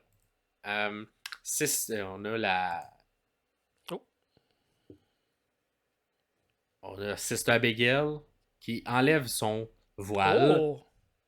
Et pendant une petite seconde, j'ai essayé de cleaner l'image, tout ça, on voit rien. Okay. C'est vraiment fait pour juste... on voit rien. Fait que là, ça ressemble à ça. Fait que d'après moi, c'était juste pour informer les gens. En bas, ce qu'on voit dans le bas, là, c'est juste un code. Le code, ça va nous donner accès à une carte bonus dans le jeu. C'est une carte, là, de ce que j'ai compris, j'ai pas joué au jeu, mais si jamais vous jouez à W2K24, vous pouvez m'expliquer, mais c'est une carte pour se faire des clans et se faire des factions un peu à l'intérieur du jeu. Et ça, c'était une carte de leader qui était donnée avec ce code-là. Un leader qui donne un boost aux personnages qui sont de type Striker. Donc, comme n'importe quel jeu, chaque personnage... Ils ont des forces, il y a des powerhouses, des gens plus high flyers. T'as déjà fait cette recherche-là, il y a les strikers. Moi, j'ai fait de la recherche. Fait que là, j'ai été chercher tous les lutteurs qui sont strikers. Et comme de raison, tu sais, les gens qui sont sur notre radar, on a d'abord Alexa Bliss, qui est un personnage de striker. Fait que ça, cette carte-là donne un boost aux personnages qui sont strikers. Fait que moi, j'en ai déduit que c'est un peu comme le clan dans lequel il va être formé de gens qui sont strikers. Fait qu'il y en a d'autres qu'on a jasé les dernières semaines qui pourraient être strikers. Fait qu'on a jasé également de notre ami Joe. Notre ami Joe Gacy. Oui. Joe Gacy. Fait que Joe Gacy, on se rend à lui et il est effectivement un striker. Fait que est-ce qu'il pourrait faire partie du clan? Et la troisième personne qu'on a jasé, c'est Nikki Cross, qui est également une striker. Nous, ici, on a également jasé de Braun Strowman. Braun Strowman, évidemment, c'est plus un powerhouse. Fait que fit moins avec cette théorie-là, Ok. mais on a quand même 3 sur les 4 qu'on a quand mentionnés même. qui fitteraient avec l'aura du C'est jeu une bonne vidéo. moyenne. Évidemment, il y a plein de personnages qui sont strikers. Absolument. Fait que, tu sais, ça veut-tu dire quelque chose? Ça veut-tu, on sait On pas. le sait, on peut tout Fait que dire c'est- maintenant. Ça, c'est la recherche. Ok. C'est la recherche. que Parfait. j'ai. Ensuite, on tombe au Raw de lundi. Comme tu l'as mentionné, hein, c'est pendant le match de Dragunov contre Ricochet. Ricochet, quand même un jobber reconnu. Hein. Ils sont aussi adorés. Jobber de luxe. Ça nous amène à une vidéo. Un jobber de luxe. Ça nous amène à une vidéo comme ça, exclusif, qui fait un peu TMZ. Ah. Et là, c'est qui ça? C'était la psychologue. Mais c'est Psychologue qui était disparue. Puis là, on dit que, ben là, les gens, inquiétez-vous pas, là, je suis en santé, je suis correct. Tout le monde faisait des recherches pour me retrouver, mais je vais bien, là. Ayez pas la police, là. Et là, à la fin, elle fait, je vais vraiment bien. Et là, ça n'a pas gelé, là. La vidéo, Ben ouais. c'est elle qui garde ce sourire bizarre-là. Elle bouge un tout petit peu. Elle fait juste garder un petit sourire creep. Donc, ben peur. Comme si t'es Ben comme... peur, hein? C'est très épeurant, hein? Fait que ça finit comme ça si ça veut genre nous rassurer, mais la fin nous rassure pas beaucoup. Fait que là, on essaie de voir dans les lunettes. On voit-tu quelque chose en arrière? C'est difficile. Ici, on dirait qu'il y a quelqu'un Mhm. dans le reflet de la lunette. Ici. Puis clairement, on dirait qu'elle lit quelque chose ou qu'elle se regarde elle-même peut-être faire la vidéo. Je pense que c'est son cellulaire qu'elle regarde directement. Puis en arrière du cellulaire, on dirait qu'il y a une petite silhouette de quelqu'un qui dit peut-être de dire ça. Ouais. Et qui finit avec un sourire creep. J'ai remarqué qu'il y avait Fait que bref. une bande passante. Est-ce qu'il y a quelque chose de. Ouais. Est-ce que tu as vu quelque chose qui était pertinent, cette Oui. bande passante-là? Ouais, fait que là, on est comme, ah, c'est-tu vraiment juste un site de nouvelles du Gossip exclusif? Fait que ça dit, on a trouvé, après des efforts intensifs de recherche, la famille remercie la communauté, les autorités pour leur support. Plus de détails ont émergé de la condition de la personne. Elle s'est rappelée qui elle était. Oh! Fait que là, ça ressemble un On peu a au déjà mot dit qu'on ça, disait. oui. Et là, toute la fin, c'est souviens-toi qui tu es, souviens-toi qui tu es, souviens-toi qui tu es, souviens-toi. Puis il m'a libéré! Mes cheveux. Il set me free. Wow. Fait que clairement, ça a l'air d'un truc qui a été fait par la personne qui l'a Mhm. kidnappé. Hein, ça n'a pas l'air d'un vrai truc de nouvelle, ça a l'air d'un truc un peu bizarre. Tu regardes la vidéo numéro 2, et là, c'est une autre perspective. C'est quelqu'un qui regarde ce même vidéo-là, mais de son ordi. Fait que comme s'il a fait le montage, ou je sais que c'est pas comme ça le montage, mais tu sais, il fait jouer le vidéo qu'on vient de regarder. Fait que là, de sa perspective, comme si ça avait été créé, tout ça. Fait que là, on voit le vidéo qui joue. Et là, à la fin, oh, qu'est-ce qui se passe ici? On tombe sur la fameuse chaise où elle était assise. Et là, qui qu'il y a là? C'est qui ça? Qui est assis à la place de la chaise? C'est Abigail? On sait pas c'est qui. Ah. C'est la nouvelle version? On voit des petits cheveux blonds ici. Est-ce que c'est elle? C'est elle? Et qui s'est fait posséder? Mais clairement, on est là. Le petit Ivy, il est plus là, dans le haut, Mhm. qu'on voyait avant. Il est plus là. Il a disparu. On voit encore le miroir creep. Et là, la personne disparaît. On revient aux vidéos. Oh, finalement, le vidéo était mis là-dessus. Oh, le Star, il est rendu avec un graffiti dans la chambre. Du truc d'Uncle Audi. Oh, on voit ça. Et là, est-ce qu'il va pas arriver? Ben, la personne. Ah, elle apparaît ici, tu vois? Ben oui. Elle apparaît dans le Mhm. miroir. Brièvement, il y a une petite ombre qui apparaît dans le miroir en haut. Ah, et s'en va. Est-ce qu'on a ouvert un portail? Est-ce qu'on a ouvert quelque chose? Bref, Ouais. un peu cryptique. Il y a personne pour nous faire peur. Ensuite, la troisième vidéo qui est sur la même vidéo, ça s'appelle Rome 1212. Fait que, un peu bizarre que ça peut être, mais ça amène peut-être des articles de la Bible là, qui pourraient nous parler un peu de quelqu'un qui s'en vient, qui viendrait aider les gens. Mhm. Ensuite, on a Ring Ring. Fait que là, ça nous amène à une photo et avec The Seaside Sparrow. Le Seaside Sparrow qui est comme un oiseau. Sparrow, ouais. Un oiseau. Le Seaside Sparrow, mais particulièrement le D-Side Sparrow, c'est le Dark Seaside Sparrow, il est disparu. C'est un oiseau qui était en voie d'extinction, qui a disparu dans les années 90, qui était noir. Fait que là, c'est tout ça, le Nightbird. Ouais, qu'on veut oui, nous c'est parler. ça. Je sais pas, mais bref. Et c'est juste une photo de quelqu'un qui, tu sais, je sais pas si t'as ça, un genre de caméra que tu peux mettre sur ta sonnette. Fait Oui. que là, c'est le front door. Ça vient de terminer le live view. Tu peux te reconnecter. Qu'est-ce qui va se passer? On sait que la semaine dernière, il est rentré d'une maison. Il s'est connecté à un téléphone. C'est vrai. Est-ce que c'est la même chose qu'on La va maison voir? du Mais, peut-être Marie à Nikki Cross, là. Peut-être chez Nikki Cross. On sait pas. Mais fait que là, on est comme, vas-tu avoir une deuxième version de tout ça? On sait pas. Est-ce que ça va être ça qu'on va te présenter? C'est qu'un petit tease. Je vous le dis tout de suite, un petit tease de ce qui à l'autre, à ce qu'on va voir à SmackDown. Fait que ça fait le tour de ça. Ensuite, on revient. On va revenir plus tard à ça. Ça, c'est le journal de la semaine dernière. Oui, mon Il y Dieu. a des nouveaux posts. Il y a des nouveaux Ouh, posts qui ont été ok. faits à travers la semaine. Fait qu'on va y revenir un peu plus tard à ça. Parce que celui de SmackDown nous a amené à une page comme ça. Ben. Fait que le code QR qui est apuré pendant Nick Aldis, le segment Nick Aldis Ouais. contre AJ Styles, nous amène à un truc. Fait que là, tout d'abord, je sais pas si t'es un fin connaisseur d'Internet, Et pas tant. mais. Ok, pas tant. Un des premiers sites Internet qui a été créé en 96 Ok. par la compagnie Warner Brothers, qui était dans le cadre d'une campagne promotionnelle de Space Jam. Ok. Et j'ai retrouvé. C'est un site web qui est encore actif, encore à ce jour, parce que c'est un des premiers sites web créés sur Internet. Et check, je l'ai ressorti. Regarde la différence entre les deux. Oh. Pas mal la même chose, hein? Wow. Ben oui. Moi, c'est inspiré de Clairement. cela. Même, regarde le background, Ben oui. c'est un peu les mêmes étoiles, mais sur la version qu'on a faite, il y a du rouge. Oui. Comme si l'étoile de Red est apparue dans ce nouveau firmament. Donc, la version de Space Jam et la version de ça. Fait que, petit clin d'œil à l'histoire d'Internet. Je pense pas que ça veut dire d'autre chose. Et on a récapitulation. Donc, on comprend le mot en français. Ça veut dire, on fait un petit résumé de tout ce qui s'est fait. Je suis tout ici. Et là, on a tous les codes QR qu'on a vu passer à travers les dernières semaines. comprends. Et les deux mots qu'on a dans le bas, Elucidate et Remember, c'est les deux vidéos Twitch qui nous ont mis. Fait que celui où Uncle Hardy écrit des lettres à ses futurs Fait que gens. t'as tout fait cette Et recherche-là pour celui- rien, finalement. T'avais juste à attendre cette semaine-là, tout allait être là. Exactement. Mais en même temps, ça aurait fait. Là, cette vidéo-là est moins longue vu que j'ai fait la. Fait que allez voir les autres parties si vous voulez vraiment Oui, rentrer en c'est ça, détail c'est de chacun parce qu'on va pas repasser à travers ce qu'on a déjà Non, dit. s'il vous plaît. Et dans le centre, Ouais. exact. Dans le centre, ça nous amène sur le Kinzuki. Fait que le journal, si on veut, là, des entrées d'un personnage quelconque qui manifeste tout ça. Mais je sais pas si tu remarques, le cercle, tout ça, moi, ça m'a fait rappeler à une des entrées du journal. Tu viens-tu de ça? C'est là qu'il vit. On peut pas se rendre là. On dirait que ça ressemble un peu, hein? C'est là qu'il vrai. vit. Il est entouré, c'est là Dans qu'il ça. vit autour de Ouais, tout c'est ça. là qu'il vit. Là, ici, on l'avait mis un peu autour d'une Ouais. pas. Et que là, c'est une jaune. C'est là qu'il vit. Puis quand on clique sur le lien, ben, ça nous amène au journal. C'est là qu'il vit. Il vit dans ce journal-là. Dans l'espace, un peu, dans tout ça. J'ai réanalysé un peu ces choses-là. Le seul truc que je mettrais, celui-là, là, c'est toutes des entrées. Le petit emoji qui est à côté. C'est genre, on dirait une éclipse. Hein? Ah oui, absolument. Fait que moi, je me dis, on a eu une éclipse cette année. Fait que peut-être que cette entrée-là, c'est le 8 avril de cette année où il y a eu une éclipse aux États-Unis et au Canada.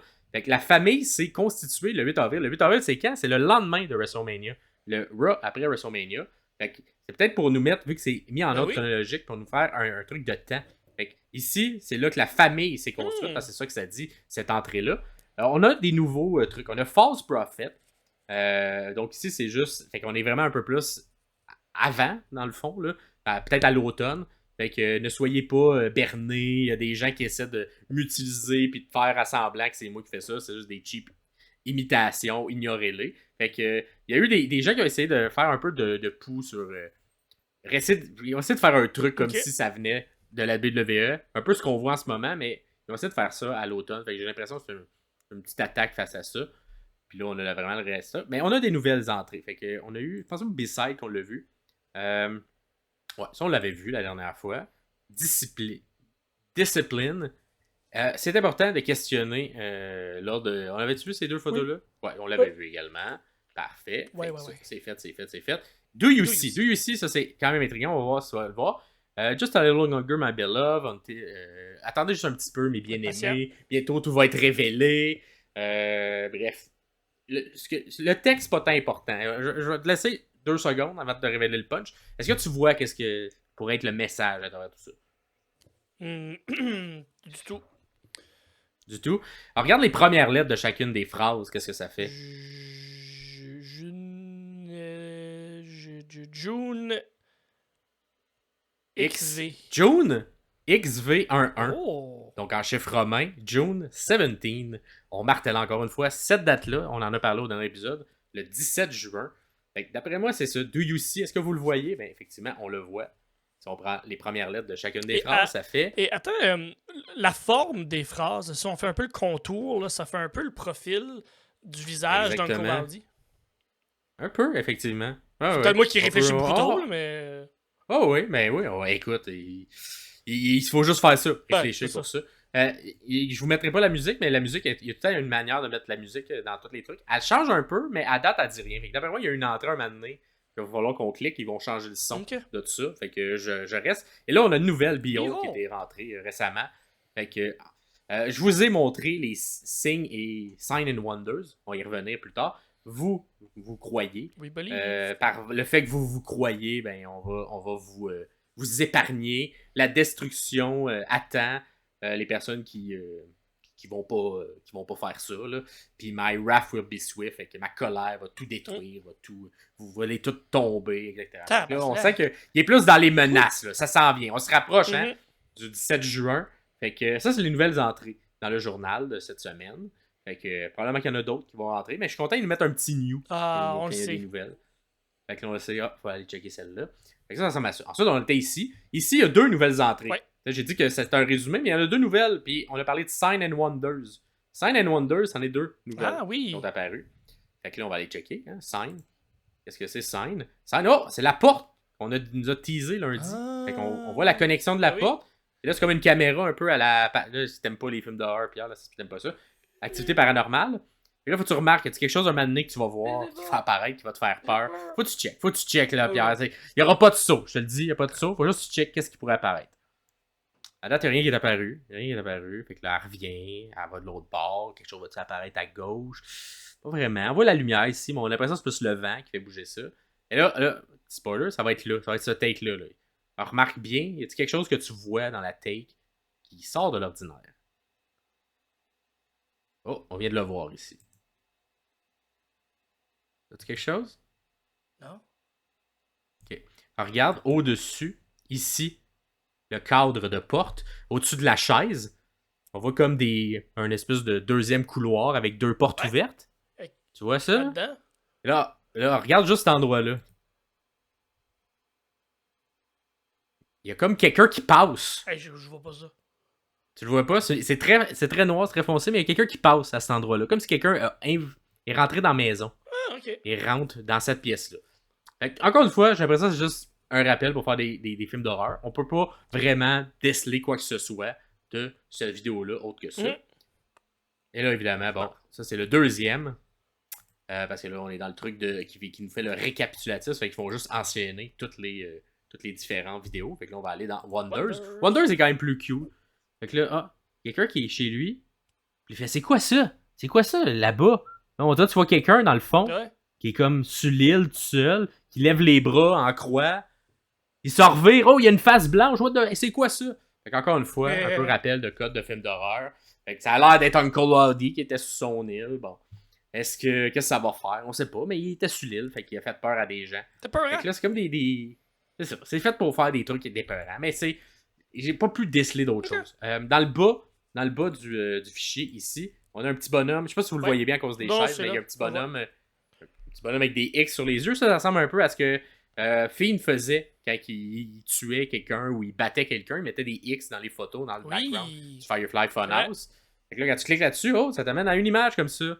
Ça, c'était vendredi. Fait que I will tell you tomorrow. T'es capable de voir que c'est ça qui est écrit à gauche. On a plein de victimes. J'ai compté, il y en a 17.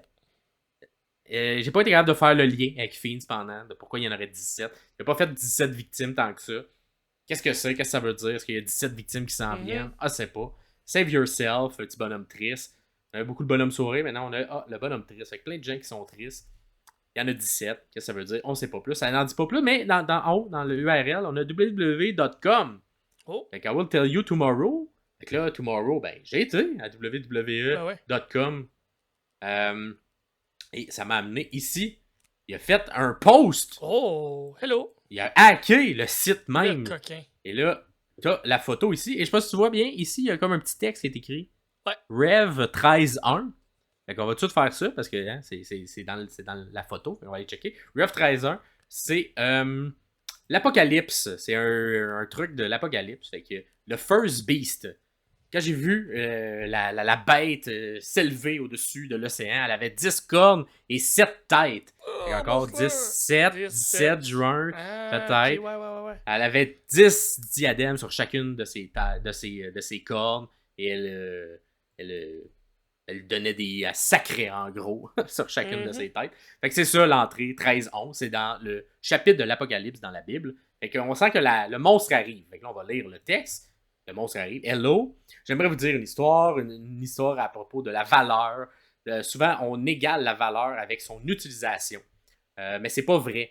Les pièces ont de la valeur, même s'ils sont ignorés, mis sur le côté, puis qu'on pense qu'ils ont perdu de la valeur. C'est pas vrai. Ils gardent leur valeur. C'est juste que dans les mains des ignorants, ils sont mal utilisés, donc ça n'a pas de valeur. Encore un rappel de peut-être des gens qui sont plus jobbers, qui sont mal utilisés, donc ils n'ont pas la même valeur, mais il ne faut pas s'arrêter à ce manque de valeur-là à l'écran. Souvent, on se dévalue nous-mêmes par le résultat de l'ignorance des gens autour de nous. C'est le monde qui nous définit. Et moi-même, j'ai été coupable de tout ça. J'ai laissé les attentes des autres déterminer comment moi je me valais. Quand j'ai réalisé c'était quoi mon appel, les mots, les gens qui me disaient que j'allais pas réussir, les gens qui me disaient ça commençait à tomber dans l'oreille d'un sourd. Je suis personne, je suis tout le monde. Quand tu te libères toi-même des idées préconçues des autres, des mensonges des autres, tu deviens libéré. J'ai accepté mon appel. C'est juste à ce moment-là que j'ai pu libérer les autres autour de moi qui étaient pris. J'ai suivi les mots du rouge. Le rouge. C'est Bray Wyatt, évidemment. Que maintenant je vois. Une chance. J'ai offert. Je vous offre à tous une chance de rédemption. Ça n'a pas besoin de finir de cette manière-là. La cave n'a pas besoin d'exister. Oh. Parce qu'on va la brûler, cette cave-là. Le massacre s'en vient. Et là, 168 sur 197. Qu'est-ce que ça veut dire, 168 sur 197? Je sais pas. J'ai fait des recherches. Ben oui. D'abord, j'ai été en numérologie. Je fait les recherches où je pouvais. Le numéro 168 en numérologie parle de la famille et de l'exploration. Est-ce que c'est ça? Je sais pas. Mais je pense que j'en ai trouvé un meilleur. 168 sur 197. Le 17 juin, c'est le 168e jour de l'année. Oui. Et par la suite, il reste 197 jours dans l'année. C'est fort. C'est fort. C'est fort, hein? C'est fort. Mais le problème, c'est que cette année, c'est une année bissextile. Fait que là, il aurait fallu que ça soit 169 sur 197 si on avait voulu être exact.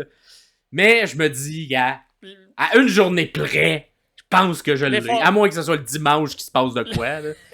L'effort est bonne. Mais tu sais, à part ça, qu'est-ce que ça peut être? Je pense quand même bon. Ça nous ramène encore au 17 juin. Fait que je suis comme... D'après moi, c'est ça qu'on martèle. Et ça fait le tour des codes QR de cette semaine, tout le monde. Bravo. Fait que si vous voulez en savoir plus sur les autres trucs, vous pouvez... Ah, puis gars, ici, le code QR, l'URL, gars. 17. C'est à l'envers.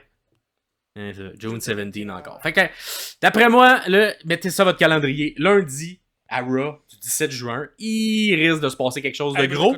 Qu'est-ce que ça va être? Est-ce qu'on va vivre le même phénomène qu'on avait vécu que lorsque la Nexus est arrivée et elle a tout détruit le ring? Est-ce qu'on va vivre le même phénomène que quand The Shield est arrivé et a tout pété tout le monde? Est-ce qu'on va vivre le même phénomène que quand la famille Wyatt est arrivée et a tout détruit tout le monde avec leurs vignettes et tout? On le sait pas, mais ça sent gros. Le massacre s'en vient. J'ai l'impression dans la semaine qui suit, dans les 2 semaines qui suivent, il va donner des indices ou des chances à des gens de faire une rédemption pour ne pas faire partie du massacre. Mais je m'attends à des gens qui vont venir... des gens qui vont venir détruire le spectacle, le show à quelque part à un moment donné. Ça se passera pas comme prévu. Les petits hello, les petits glitches, ça sera plus des petits glitches. On va venir... De plusieurs personnes vont venir envahir, d'après moi, Raw, ce 17 juin. C'est un petit peu trop martelant en ce moment. Fait que je reste là-dessus.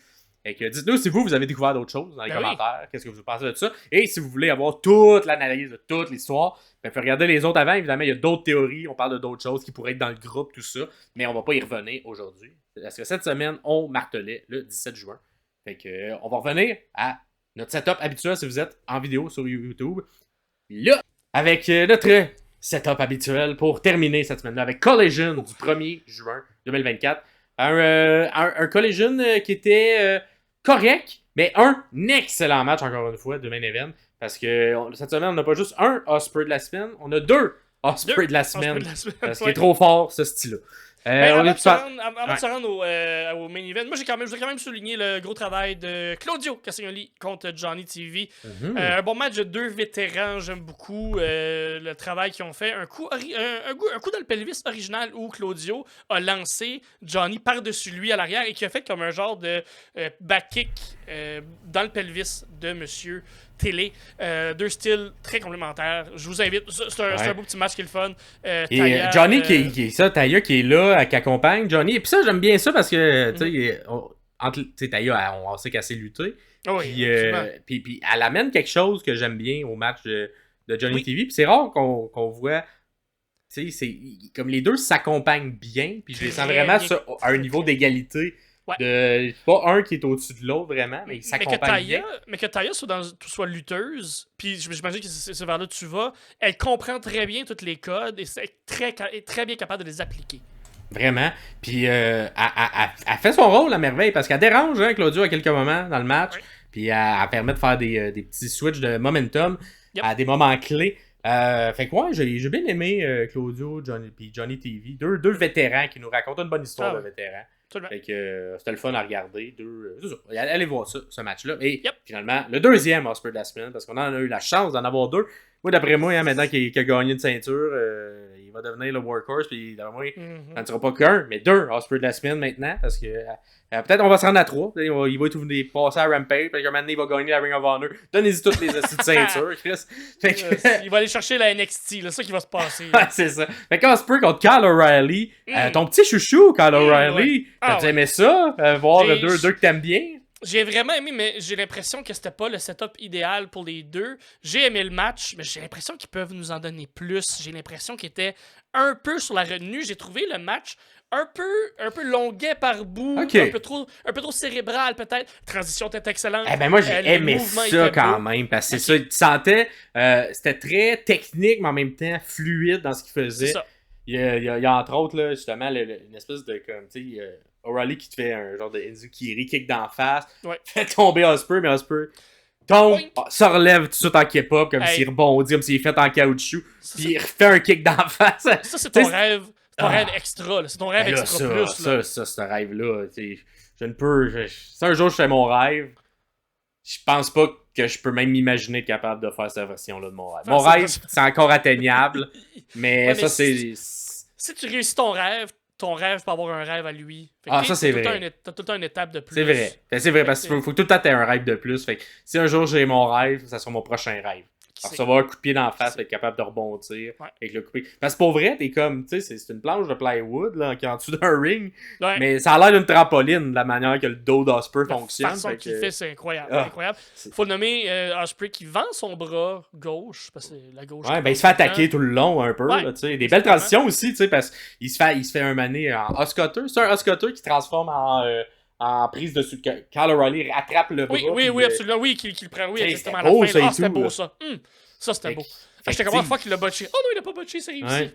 Puis là, pendant qu'il est en même, mais non, il s'est fait casser le bras tout le long, mais il fait un powerbomb. Il est trop fort, Osprey. Trop fort. Incroyable. Trop fort.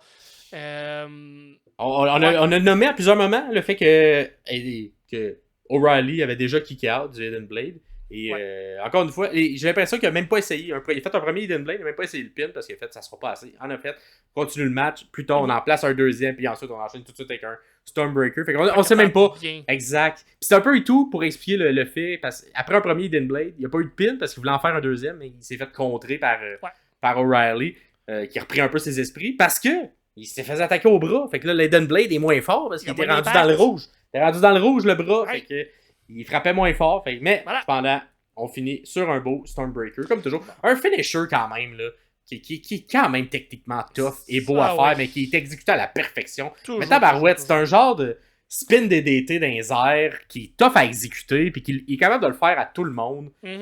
C'est super impressionnant. L'image d'un Stormbreaker est impressionnante, mais moins impressionnante que de le voir en vidéo. Fait que si vous n'avez pas jamais vu le finisher d'Osprey, il fait sur tout. C'est fait genre une recherche de genre plein de plein de jump cuts de tous ces Stormbreakers qu'il fait à tout le monde. C'est un bon finisher. C'est un très beau finisher. Très impressionnant. Puis ça a de l'impact, là, beaucoup d'impact. Et belle marque de respect aussi à la fin du match, après le match. Ouais. Les deux messieurs qui se serrent la main, qui se félicitent ou qui acknowledge, I guess, un et l'autre. Puis moi, je pensais quasiment qu'O'Reilly allait tourner à un moment donné. Je me Finalement, non. On est resté dans le respect et c'est ça. Un match aussi un peu construit à la New Japan. Ouais. Fait que tu sais, de beaucoup de no-sell. On s'entend, ça fait un peu du répertoire de Will Ospreay. Fait que ça me gosse pas tant, mais il faut faire attention. Par parcimonie. Avec ces deux lutteurs-là, ça fonctionne dans leur chimie. Mais ça fonctionne aussi dans le personnage d'Ospreay parce qu'on dirait, vu qu'il est entraîné à la New Japan, j'accepte qu'il y ait un peu ça dans son style de lutte qui est. Fait que c'est ça. Entre autres, le classique, c'est il reçoit un gros coup, il se relève, puis il enchaîne avec un Hidden Blade. Ouais. Celui-là, je l'accepte. Je suis comme parfait. Il a le droit à ce no-sell-là à un moment donné dans le match. Mais faut attention, pas trop abuser du no-sell, parce qu'on n'est pas à la New Japan. Fait que je pense de laisser ça. Puis ils le font bien aussi, là, la All Elite Wrestling. Ouais. C'est vraiment les lutteurs japonais qui ont plus ça. Il y a Eddie Kingston aussi qui est un peu dans le no-sell.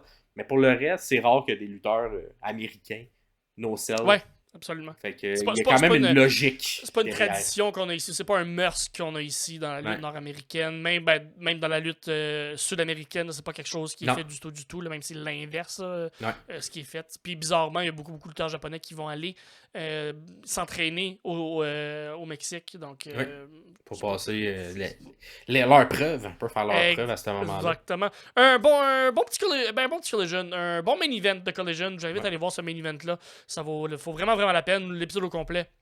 C'est bien, c'est correct. On a revu Tony Khan, qu'on pensait ne plus voir à la télé comme personnage. Qui a callé les shots. Qui a dit Roderick Strong, c'est une bonne idée que tu me donnes, que tu veux ton shot à ceinture contre Swerve. Et t'es un peu en arrière. Moi, je trouvais que ça dénigrait un petit peu le personnage qu'on a installé Christopher Daniels. Parce que je m'attendais à ce que celui qui fasse les calls. Finalement, il est encore en training. Il est en train de nous montrer les ficelles. Peut-être, mais en même temps... Bref. Je pense que j'aurais laissé Christopher Daniels faire un call, peut-être comme ça. T'as pas vu, il y avait un name tag qui était écrit Christopher Daniels en formation. Ouais, c'est ça. Je suis en formation. Dites-moi. Est-ce au Tim Hortons quand tu pognes quelqu'un là, ou à un truc de café si vous êtes ailleurs là, sur la planète, mais quand tu pognes quelqu'un qui est en formation, puis là on dirait qu'il faut que tu y expliques c'est quoi 2 crèmes là, tu sais, dans ton café. T'es comme, je vais prendre 2 crèmes ou 2 laits. Le 3,25, oui, le 3,25%, pas le 2%, le 3,25%. C'est ça, il est pas certain. En tout cas, on fait tout le temps rire. Bref, vous, comment avez-vous trouvé ce collision et cette petite parenthèse sur le café? Dites-nous-le dans les commentaires. Et ça fait le tour de cette semaine de lutte. Gros merci encore une fois de nous écouter. Déjà rendu à 53. Prochain épisode, on va recevoir un invité. Un invité spécial, on n'en dit pas plus. On va parler de s'il y a des amateurs de jeux de société. Mais quels jeux de société sont les plus fun, mais qui ont la lutte comme gimmick? Il ne nous parlera pas de Monopoly. Il nous parlera pas de Monopoly. Vraiment. Non, il va nous parler de jeux construits autour de la lutte. Fait que je vous en dis pas plus. Petit teaser pour le prochain épisode. Wow. On a reçu un expert des jeux de société qui en a vu beaucoup, qui en a fait beaucoup. Et qui va venir nous jaser de tout ça. Je vais également faire la deuxième partie de Dominique Mysterio. Donc, je fais la première partie où il était un tout petit enfant avec son papa et son oncle Eddie, ou son faux-père Eddie, ou en tout cas... Là, il a un tout petit moyen enfant. Ouais, dépend, vous êtes tout dans le kayfabe, mais bref, je vais vous faire la deuxième partie. C'est son arrivée en 2019 à la WWE en tant que jeune adulte, fin adolescent, Dominique Mysterio. Comment on nous l'a réintroduit après à peu près 10-12 ans à finir son secondaire au final. Aux études, c'est sec. Il a tous des 12 ans. Il a vraiment beaucoup étudié entre ces deux runs. Il est devenu brillant entre les deux. Un docteur. Fait que on va parler également de ça. Fait que soyez des nôtres pour le prochain épisode. On peut être suivi sinon si on veut jaser, mettons, le Pierre. Donc là, vous écoutez à l'audio. Les autres, peut-être comme, hey, je vous aime bien les gars, mais moi j'aime ça vous écouter dans le char. Moi je vous écoute dans le char. Vos belles voix de crécelle me tiennent réveillé quand je fais de la longue route. C'est parfait! C'est la meilleure affaire, tant mieux. Vous pouvez. Mais vous avez des questions, vous avez des commentaires. Vous nous écoutez, puis là, à un moment donné, vous faites comme, hey, pas d'accord. Moi, avec ça, sont fourrettes dans la tête. Mais venez nous dire ça sur Facebook. Venez nous dire ça sur Instagram. On vous lit, on vous like, on vous répond. Ça nous fait toujours plaisir d'avoir vos commentaires. Vous pouvez être baveux avec moi et Maxime. Ça nous fait plaisir. Si on a dit quelque chose que vous trouvez vraiment qui est innocent, dites-nous-le. Hey, c'est des personnages de lutte. Ben, non, pas tant, là. Soyez gentils quand même. Finalement, non, faites pas ça. Sinon, si vous êtes sur YouTube, ben, c'est tout de suite en dessous de la vidéo que vous écoutez, que vous regardez présentement. Allez commenter. Venez joindre la discussion avec Pierre-Paul et avec toute la gang sur YouTube. Encore une fois, on vous répond, on vous like, on commente avec vous. Merci infiniment de nous suivre. Ça continue à grossir. On a des ailes, des petites ailes. On l'a dit au début. On vole à 2 mètres au-dessus de la plaine. On a hâte là, d'être un peu plus haut pour avoir un plus beau paysage. Fait que c'est vous qui définissez ce pouvoir-là. C'est vous qui avez les clés de l'algorithme. Parce que c'est ça, l'algorithme, lui, il est juste comme hey, ah, ok, parfait, ils ont aimé ça, parfait. Ça, c'est comme si vous nous faites un like, c'est comme un good job. Ça, là, ce qu'ils ont fait, good job. Fait que là, l'algorithme est comme tabarouette, il y a eu un like ici, on va le. Ça a l'air que si vous faites un like pour les sommeliers, l'algorithme vous envoie un chèque de 10 000 $. Parfait. Mais un peu comme Vince McMahon dans le temps, là, on va donner 1 million, là. Fait que c'est ça. Je pense que ça, un moment donné, là, vous allez peut-être recevoir un chèque d'1 million. Si vous faites des likes comme ça, on sait pas. On sait jamais. On sait pas si c'est vrai ce qu'on est en train de dire, en tout cas. Mais gros merci de nous suivre dans tous les cas. Merci. Juste le fait que vous nous écoutez, ça nous aide également. Parce que c'est des fois, tu sais, t'es pris pis t'es comme je peux pas liker. On comprend, évidemment. On comprend. Si vous le Juste pouvez, que vous soyez là. faites-le. Mais sinon, c'est bien correct. C'est ça, on s'en voit jeudi. C'était Max Perriard ainsi que la Gaston Gay pour les sommeliers de la lutte. Ciao, ciao tout le monde.